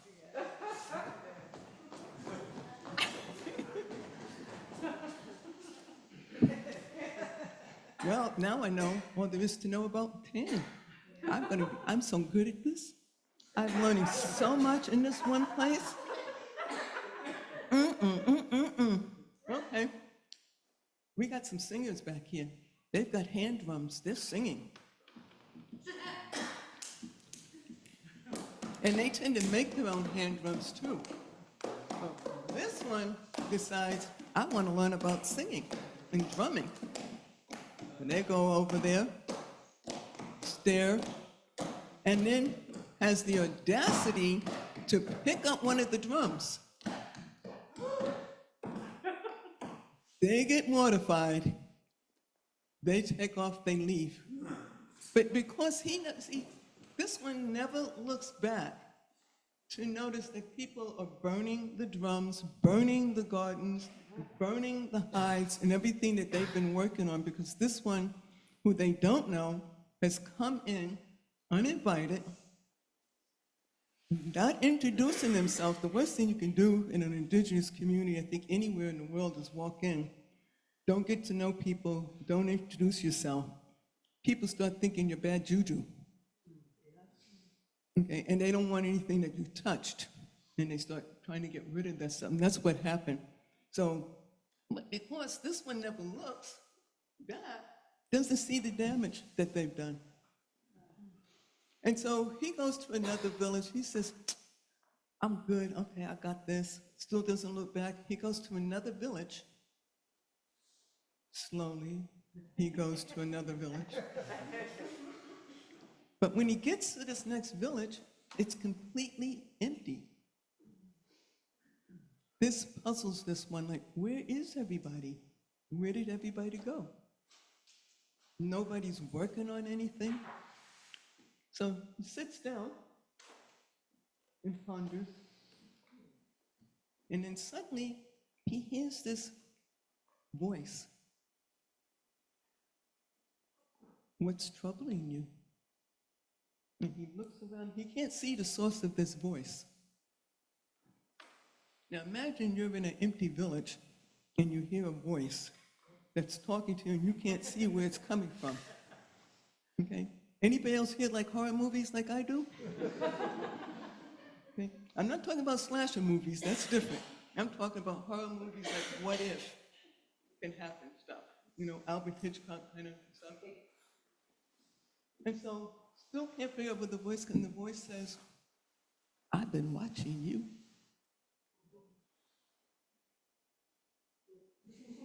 Yeah, I've been watching you. I've had my eyes on you. And I got a few eyes. I've seen where you've been, and I've seen what you've done. This one says, who are you? Who are you? Does it matter?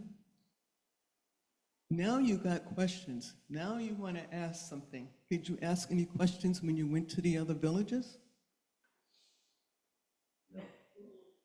No. So now you want to know something. Well, I've been watching you.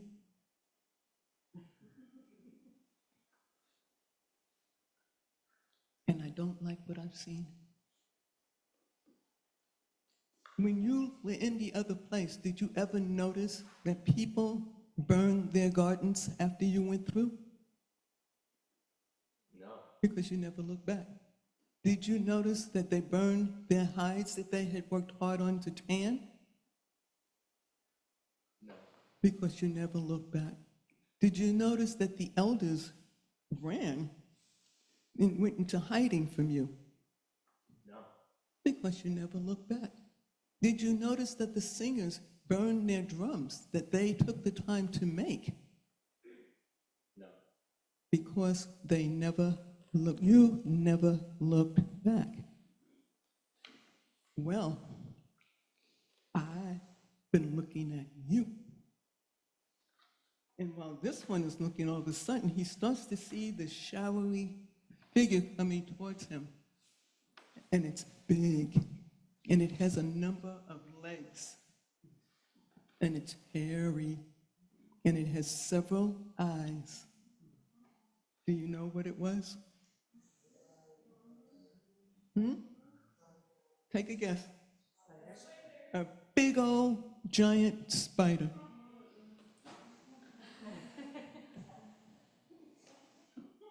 And it pounced on them. You gotta come down a little bit. I can't bite you that far. And it bit him, and he went out like a light. One thing was out for a long time. Finally, he started to come through, and he was in his, I want to say Ritu of his grandfather, who'd been looking over him. Oh, y'all can sit down now, I'm sorry. And the grandfather was saying, "You've come back to us. We thought you lost you, because you were out so long, we thought you were dying. And we called in the healer to come and look at you and to take care of you." And so the young man says, "Well, how long have I been out?" And he says, "Well, you've been sick for several weeks." And the healer said, "You might make it, then again, you might not. It's all up to you, whether you want to be here or not." And so the young person said, "Well, I do. we just got married."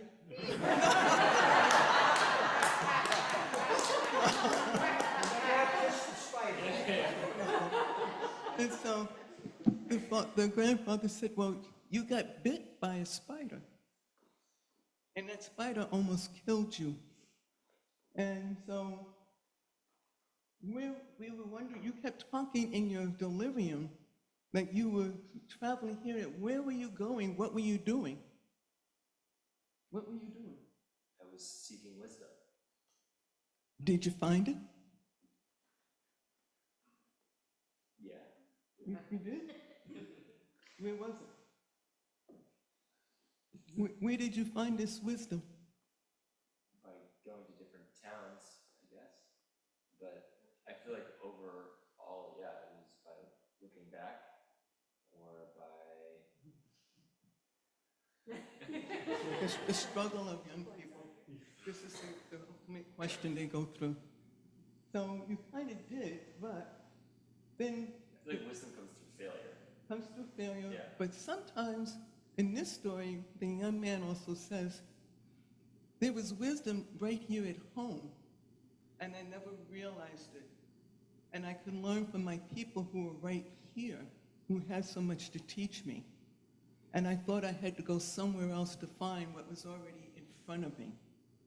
And so grandfather says, "That's a good answer, son. We're glad you're still here with us." Thank you. So Yosl, Kurland, Peggy Davis, and Aaron Russell, members of the Wholesale Klezmer Band, have performed Jewish music for weddings, bar and bas mitzvahs, synagogue services, and concerts for many years.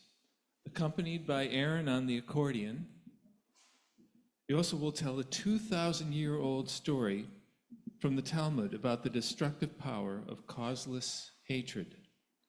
Then he and Peggy will demonstrate an antidote to that destructiveness with a traditional wedding dance.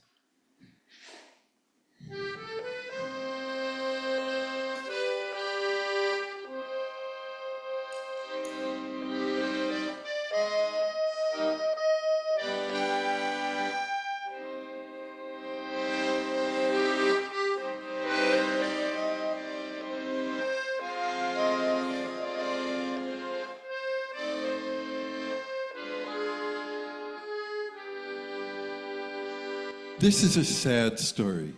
It does not have a happy ending, but it feels like the right story to tell at this time in our history, because causeless hatred, sinas chinam, can happen anywhere, anytime.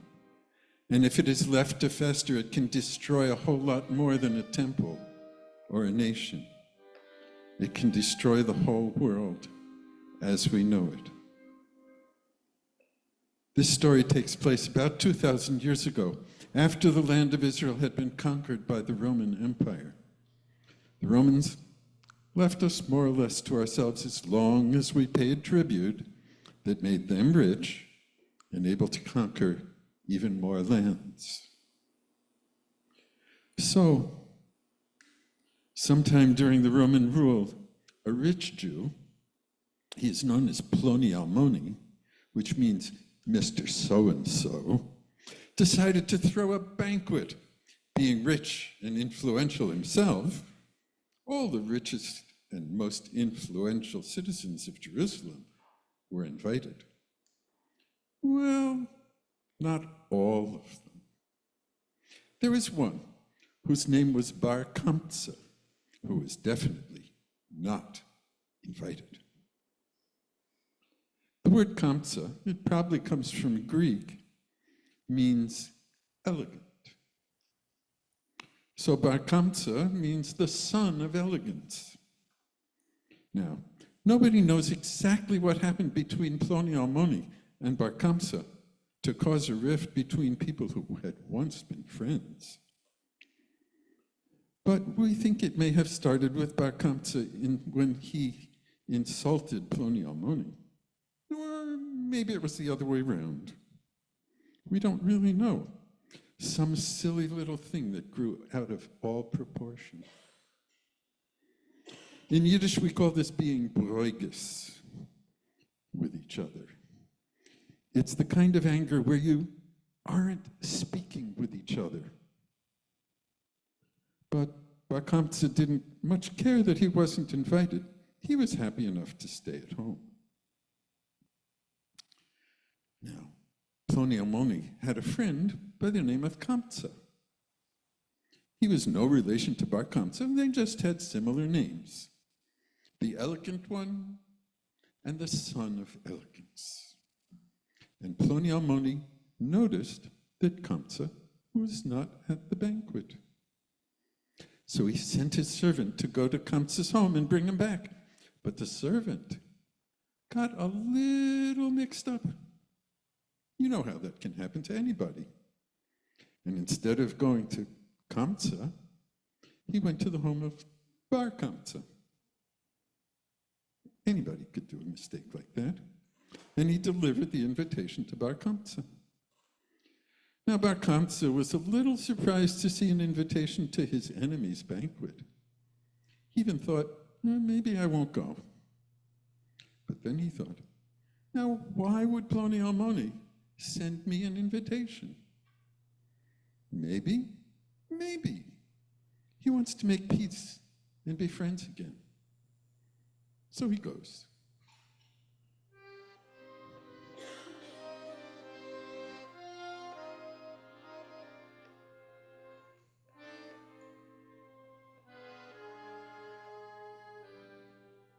Now, when Ploni Almoni sees Bar Kamsa among his guests, he says, "What are you doing here? Get out!" Bar Kamsa shows him the invitation, saying, "Then why did you invite me?" "I never invited you," says Ploni Almoni, and again orders Bar Kamsa to leave. "Look," says Bar Kamsa, "I didn't want to come, but I'm here. Don't shame me by throwing me out. I'll pay for my meal." "Looks, no go," says Ploni Almoni. "Then I won't eat anything. Just don't shame me." "No way. Leave now." "I'll pay for the entire banquet." "Nothing doing." And he throws Bar Kamsa out.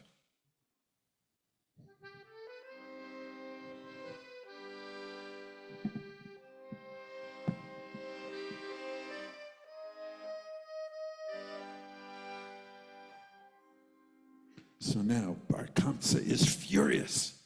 Not only has Ploni Almoni shamed him, but not one of the influential guests at the banquet took Ploni Almoni aside to ask him quietly to let Bar Kamsa stay.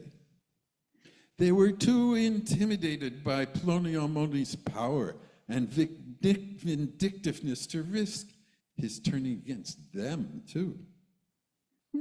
Sound familiar? I'll show them, says Bar Kamsa, and he goes to the Roman governor to report that the Jews are plotting to rebel against the emperor. How do I know your report is true, says the governor. Send an animal to be sacrificed at the temple, answers Bar Kamsa. If they reject your sacrifice, you will know that they are against Rome. So the governor provides Bar Kamsa with a fine calf, without any blemish, according to the laws of the temple sacrifice.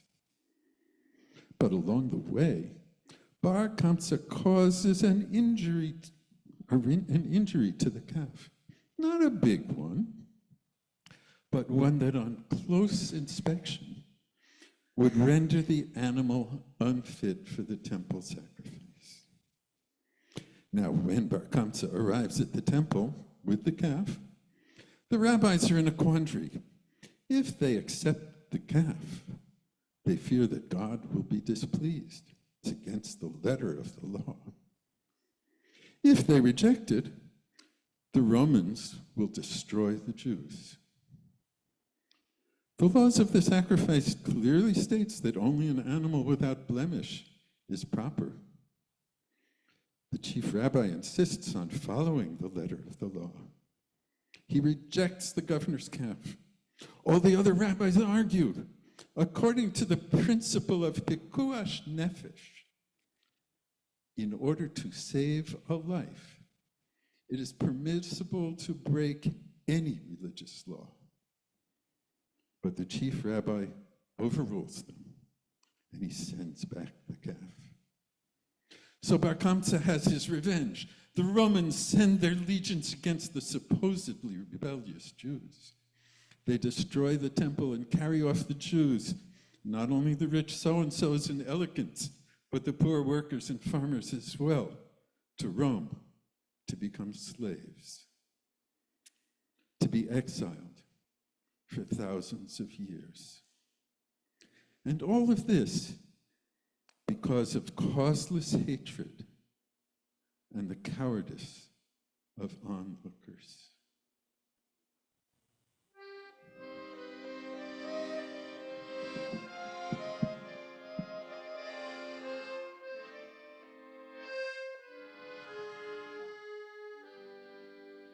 So as I said at the beginning, it was a sad story.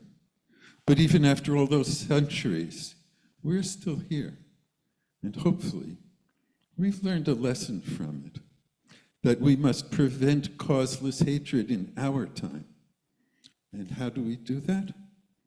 By not allowing petty disagreements to escalate into shaming, rage, and sinas chinam, causeless hatred. As an example of how to prevent that escalation, we offer to you a traditional Jewish wedding dance, the Broyges dance. Remember that word Broyges when you're angry, so angry at somebody that you won't talk to them? Well, this is a dance that's performed at traditional Jewish weddings because it's a lesson to teach the newlyweds that it's okay to have disagreements, but it's necessary to work through them and come to a resolution and reconciliation. If only we could all learn that lesson.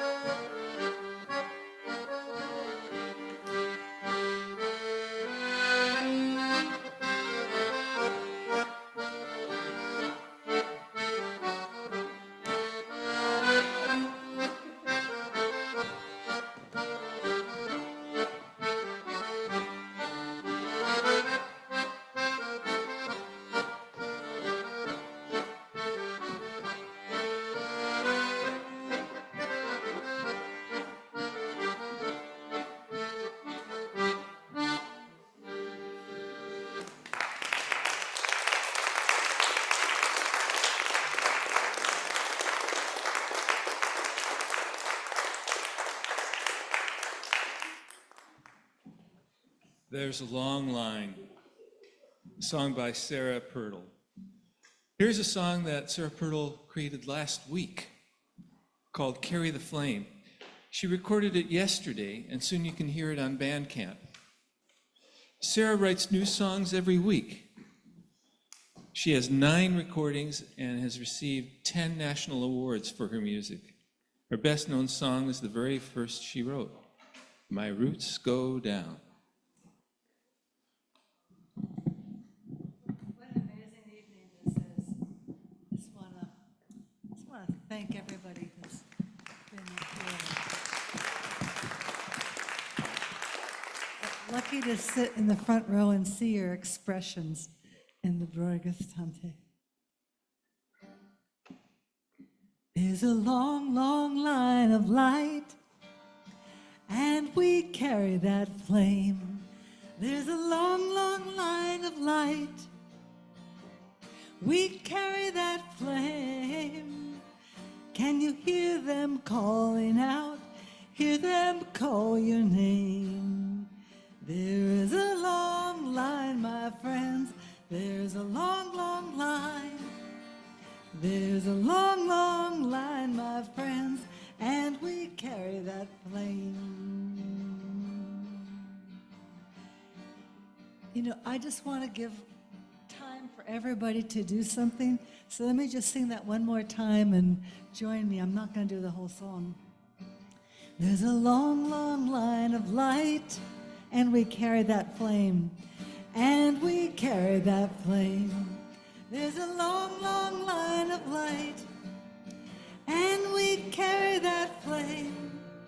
Can you hear them calling out? Hear them call your name. There's a long, long line, my friends. There's a long, long line. There's a long, long line, my friends, and we carry that flame. So, as she wrote, the song is going to be on Bandcamp, so there you can hear the full version. I knew it was a radical thing to do, but I just was, look at the great stuff to come. Well, thank you, Sarah. So, Rochelle Wildfong is a transplanted Midwesterner. She's been telling and sharing words from books for over 30 years in her capacity as children's and assistant director of the Meekins Library in Williamsburg. She's a poet and a daisy picker who also likes resting against the strong body of a tree, and also a very old friend. Is that good? Okay. So I really love this one person named Carl Sandburg, and I just can't stop telling the stories. My husband said to me today, you know, you all should just learn one story, like in Bradbury's Fahrenheit 451, where the people carry the story. Each person had one story that they were learning. And I don't know if you ever saw that film. That's a really great image at the end of the movie, these people telling themselves the story that they, it's like, which one would be the one? Well, I'm going to tell Sandburg from the rutabaga stories that he wrote for his children. And this is called The Googler and the Gaggler and How They Came Home with Monkey Wrenches.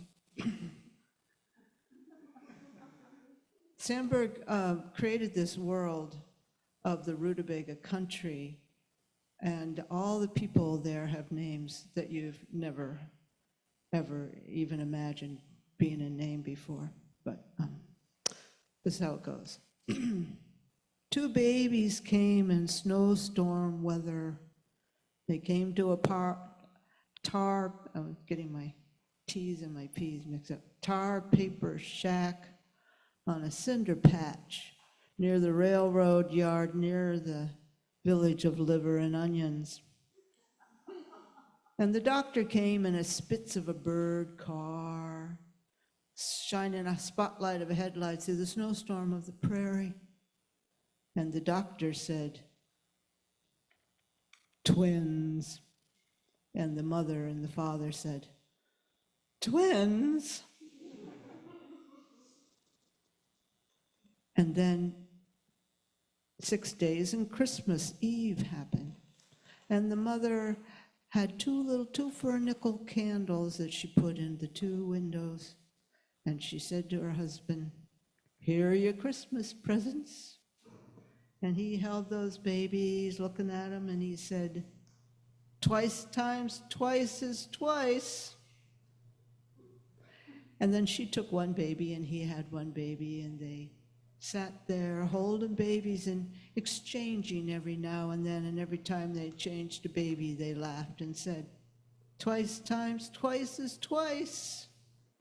Till at last those 2 little 2 nickel candles sputtered and went out and left the prairies dark and lonesome. Now those boys grew up, their red heads grew hair, and their wet ears behind got dry, and they learned how to pull on their socks and their shoes and to tie their shoestrings, and they learned how to open up a handkerchief and blow their noses. They went to school in short pants, carrying books under their arms, and they liked to play. They liked to tease cats, they liked to climb apple trees and throw clubs up walnut trees and chew slippery elm. They went swimming in brickyard ponds. They bumped their toes and they cut their feet on broken glass, and they came home with their skin so sunburnt that the skin peeled off. And as I grew older, the rashes and the measles and the whooping cough came, and one after another, they just threw them off. And the doctor said, they'll go far and they'll see much, but they'll never be any good for sitting with the sitters or knitting with the knitters. And the father said, I think they're gonna make a couple of peanut wagon men pouring hot butter into popcorn sacks. Well, one day, they started off to school in spring, just when the frogs were sending up silver spears of songs into the sky, and little spots and flicks of green were coming on the hills and the prairie. And they had fun and danger and dreams in their eyes. And when they came home that day, they said to their mother, there's a war. There's a war, and people are marching against the pen wipers and the pencil sharpeners, and they're singing, hay foot, straw foot, belly full of bean soup. The pen wipers and the pencil sharpeners, they're marching to drums, ta-dum, ta-dum, ta-dum, dum, dum, and the pen wipers say, no matter how many million ink spots it costs, no matter how many million shavings we kill, we're going to kill and kill till the last of the pencil sharpeners is killed. And the pencil sharpeners say, we don't care how many million shavings it costs, we're going to kill those pen wipers until they're all gone. And the mother of the googler and gaggler was sitting there with her hands under her chin, looking at her boys and the danger and the dreams in their eyes, and she said, me, oh my, but those pen wipers and pencil sharpeners just hate each other. And she looked outside and saw those flicks of green on the prairie, and she said, pick up your feet and go outside and run. Go ask the frogs why they're shooting up silver spears of songs. Pick up your feet now, run.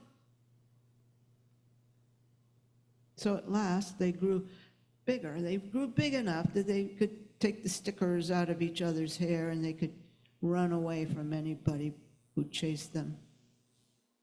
And one night, they climbed on top of a peanut wagon where a man was pouring hot butter into popcorn sacks. And they fell asleep and dreamed.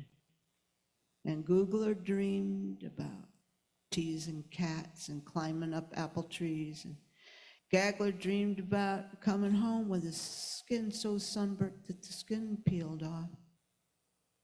And they woke up with heavy gunny sacks in their arms.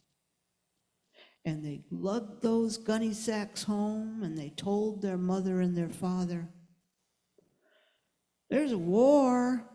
There's a war in the Thimble country. That's where we went. The Thimble people, they wash in thimble dishpans. They shovel with thimble shovels. And the war was the right-handed people against the left-handed people. But the smokestacks did all the fighting. The smokestacks had wrenches, monkey wrenches. And some of the wrenches had monkey faces to scare with. And the whole time, the Thimble people sat on one side and the other side, and they waved handkerchiefs, and they watched until every smokestack wrenched everything out. Look, they said, and they opened up a gunny sack. Look, here's a right-handed monkey wrench. Look, here's a left-handed monkey wrench, and here's one with a monkey face to scare with. Now the mother and the father, they just wonder, what's going to happen to those boys? But the father still says what he said that Christmas Eve when he looks at him. Twice times twice is twice. But I want to read something about Carl Sandburg, what he thought about, because he was a pacifist. And I was trying to find some things that he had to say. And he had one thing to say about history. He said, history is a living horse laughing at a wooden horse. History is a wind blowing where it listeth. History is no sure thing to bet on. History is a box of tricks with a lost key. History is a labyrinth of doors with sliding panels, a book of ciphers with a code in the cave of the Sargasso Sea. History says, if it pleases, excuse me, I beg your pardon, it will never happen again if I can help it. And the other thing he said was, which was, you may have heard growing up, what if somebody gave a war and nobody came? Life would ring the bells of ecstasy and forever be itself again.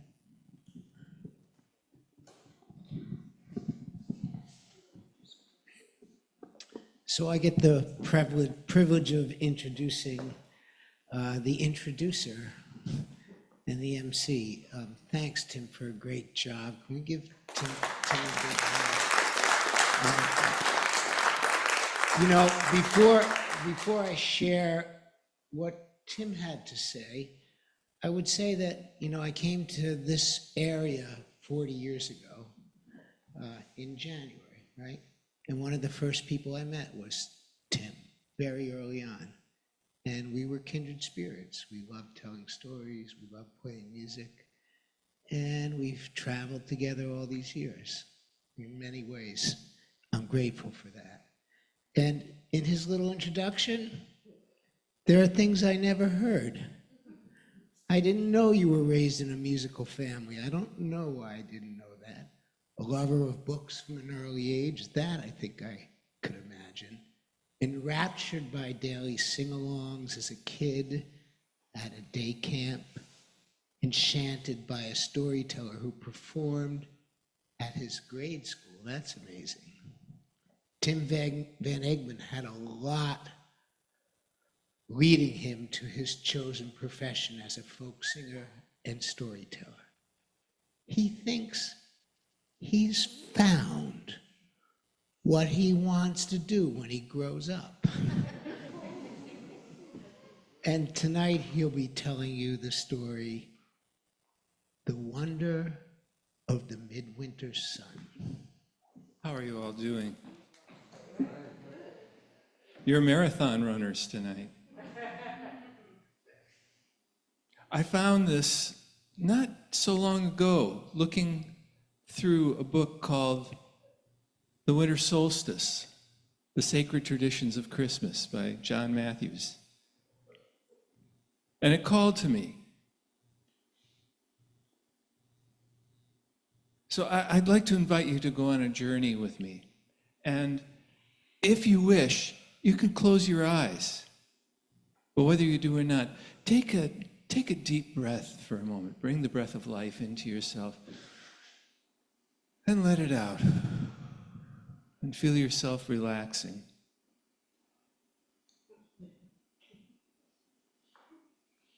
Picture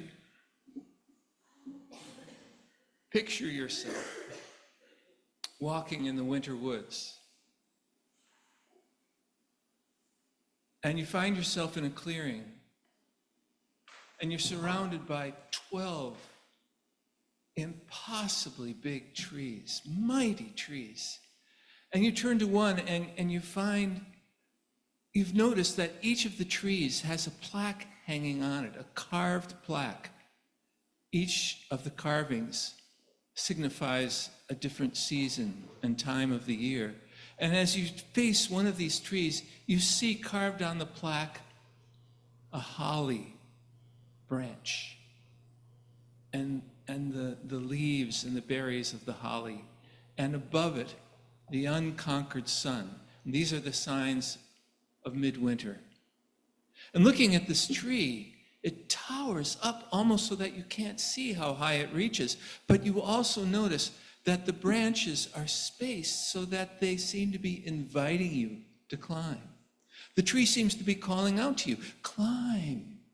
And so you go to the first branches and you begin to climb quickly and easily, and you keep on going up higher and higher and higher until it seems like you could go on forever, but finally you reach the top. And amazingly, you find yourself in a different world. And you can actually step off of that branch into this different world. And you're surrounded by a snowy landscape with easy rolling hills, some of them crowned with trees, and every twig and branch is lined with white on top. A cold wind comes and nips at your face, and the quiet wraps itself around you like a blanket. But then, far off in the distance, faintly, you hear a drumming sound and a jingling, and then it grows louder, and as you can make it out better, it's a thundering of hooves and a jingling of bells, and then you see that out of the north comes up to you a mighty figure, a big, tall, huge man, and long hair streaming behind him. He's covered all in skins, and sewn all over his costume are little bells that are ringing as he rides this huge reindeer whose antlers seem to sweep the sky. He's holding in his hand a huge holly branch, and he reaches out as he comes up to you, and he touches your head, and poof, you are transformed into the shape of a bird. And yet you find that almost at will, you can change yourself into the form of any animal you wish. And wheeling the great reindeer around, this mighty figure begins riding off across the snowy landscape. And you follow after the joy of midwinter in your heart.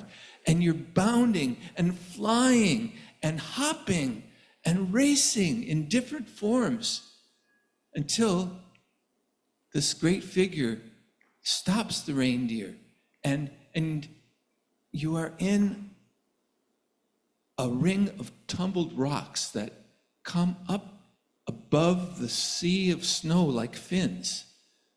And you find yourself in your own form again. And over on one side of this circle of rocks, there's a single standing tree.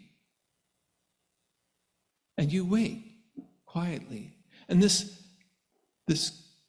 big figure gets off of the reindeer and walks over to the tree and raises an ancient horn to his lips and blows it and sounds a call that echoes off of the rocks around you and off into the distance.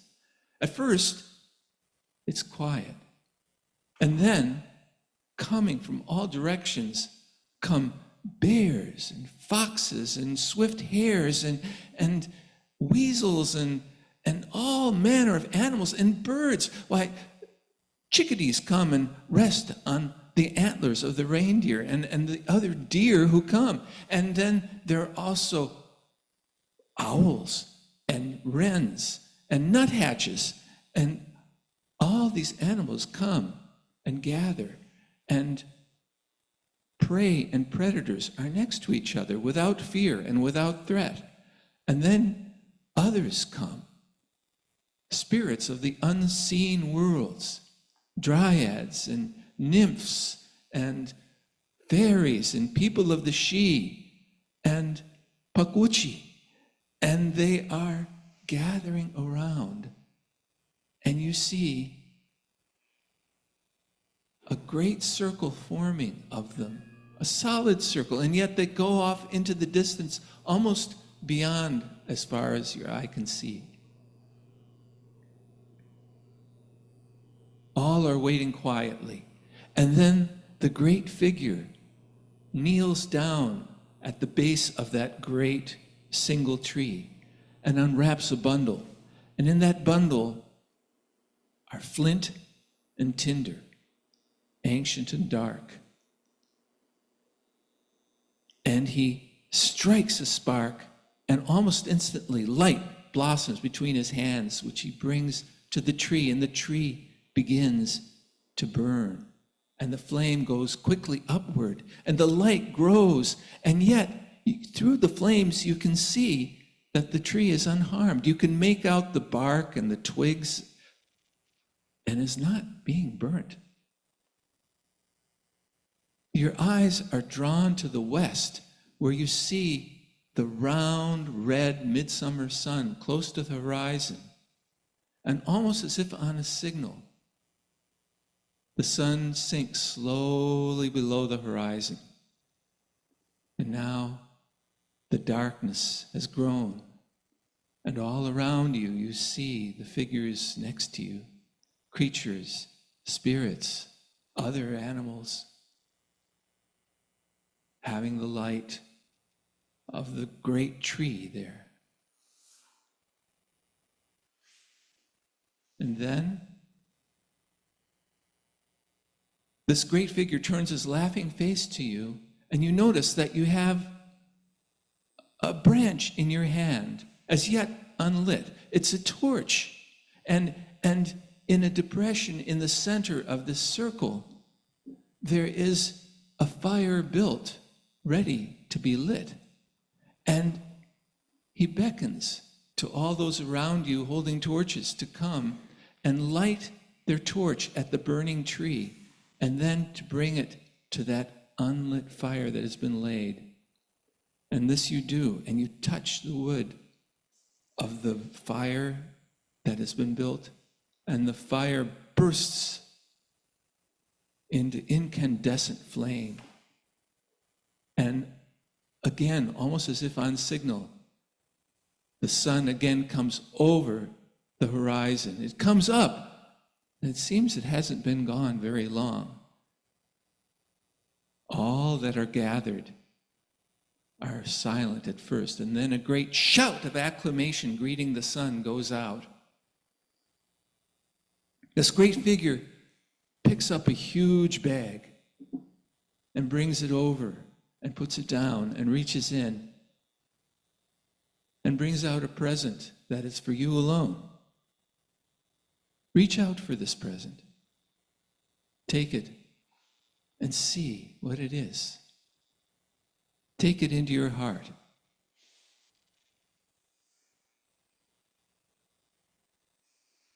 After all have received gifts, the great figure once again, you hear words coming from this great figure, and it says, "Behold the wonder of the midwinter sun. Behold the wonder of the solstice fire. Accept the blessings of the old ones and take this fire, this light, back into your own world in the rekindled fires of your heart. And remember the fire of tradition and keep it. It is your bounden duty to protect it and to continue it, because as long as these traditions continue in some form, then the meaning of the light is preserved. And the connection between all things will continue." And saying this, he holds out his hand to you and sends you back between the veils, through the veils between the worlds, back and out and inward. You travel until you end back here in your own world, feeling the light and the fire within yourself and seeing the light burning and shining in those around you, and ready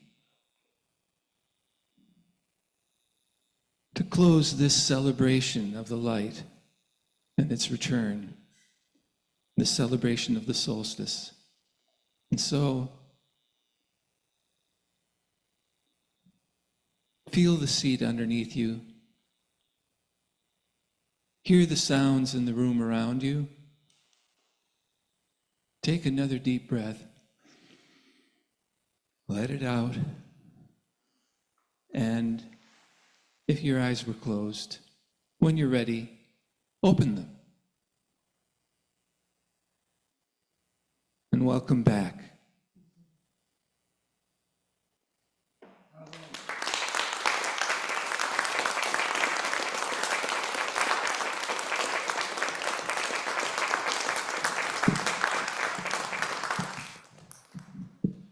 Thank you. We're going to close with a song that we've closed many, many solstice celebrations with over the years. Before we do, just let me say thank you again for coming, and please drive carefully and arrive home safely.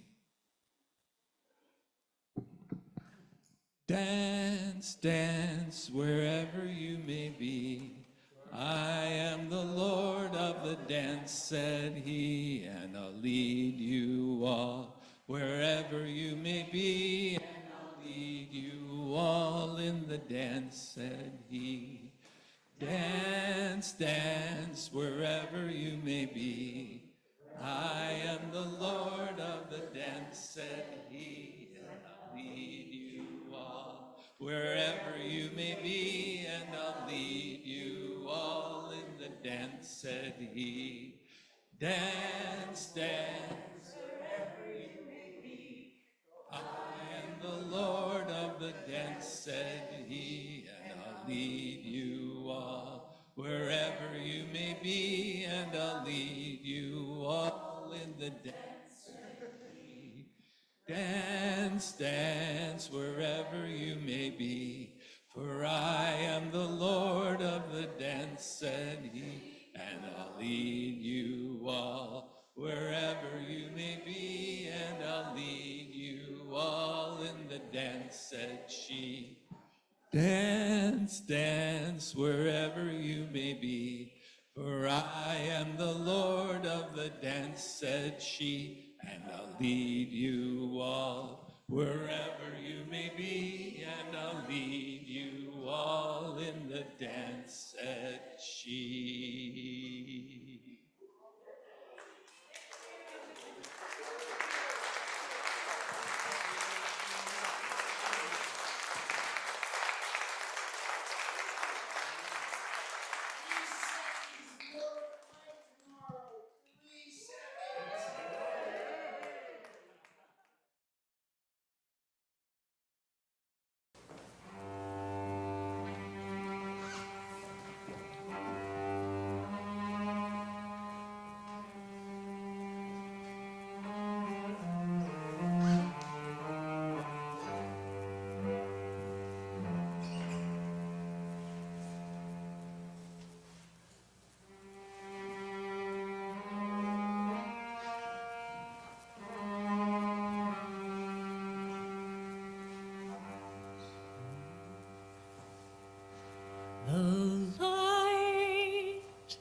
The light slanting through the trees at the edge of night. The trees, gray against the snow, tucked against their knees. The snow,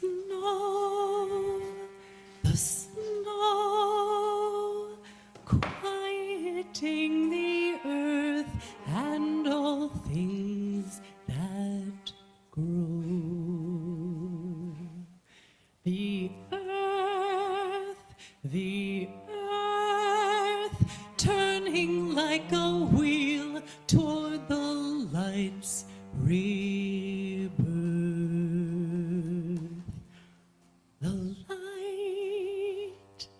The light, slanting through the trees at the edge of night. The trees, gray against the snow, tucked against their knees. The snow, quieting the earth and all things that grow.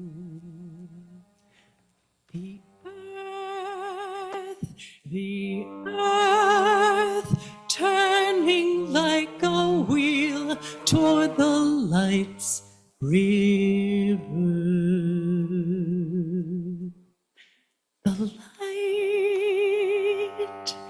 The light, slanting through the trees at the edge of night.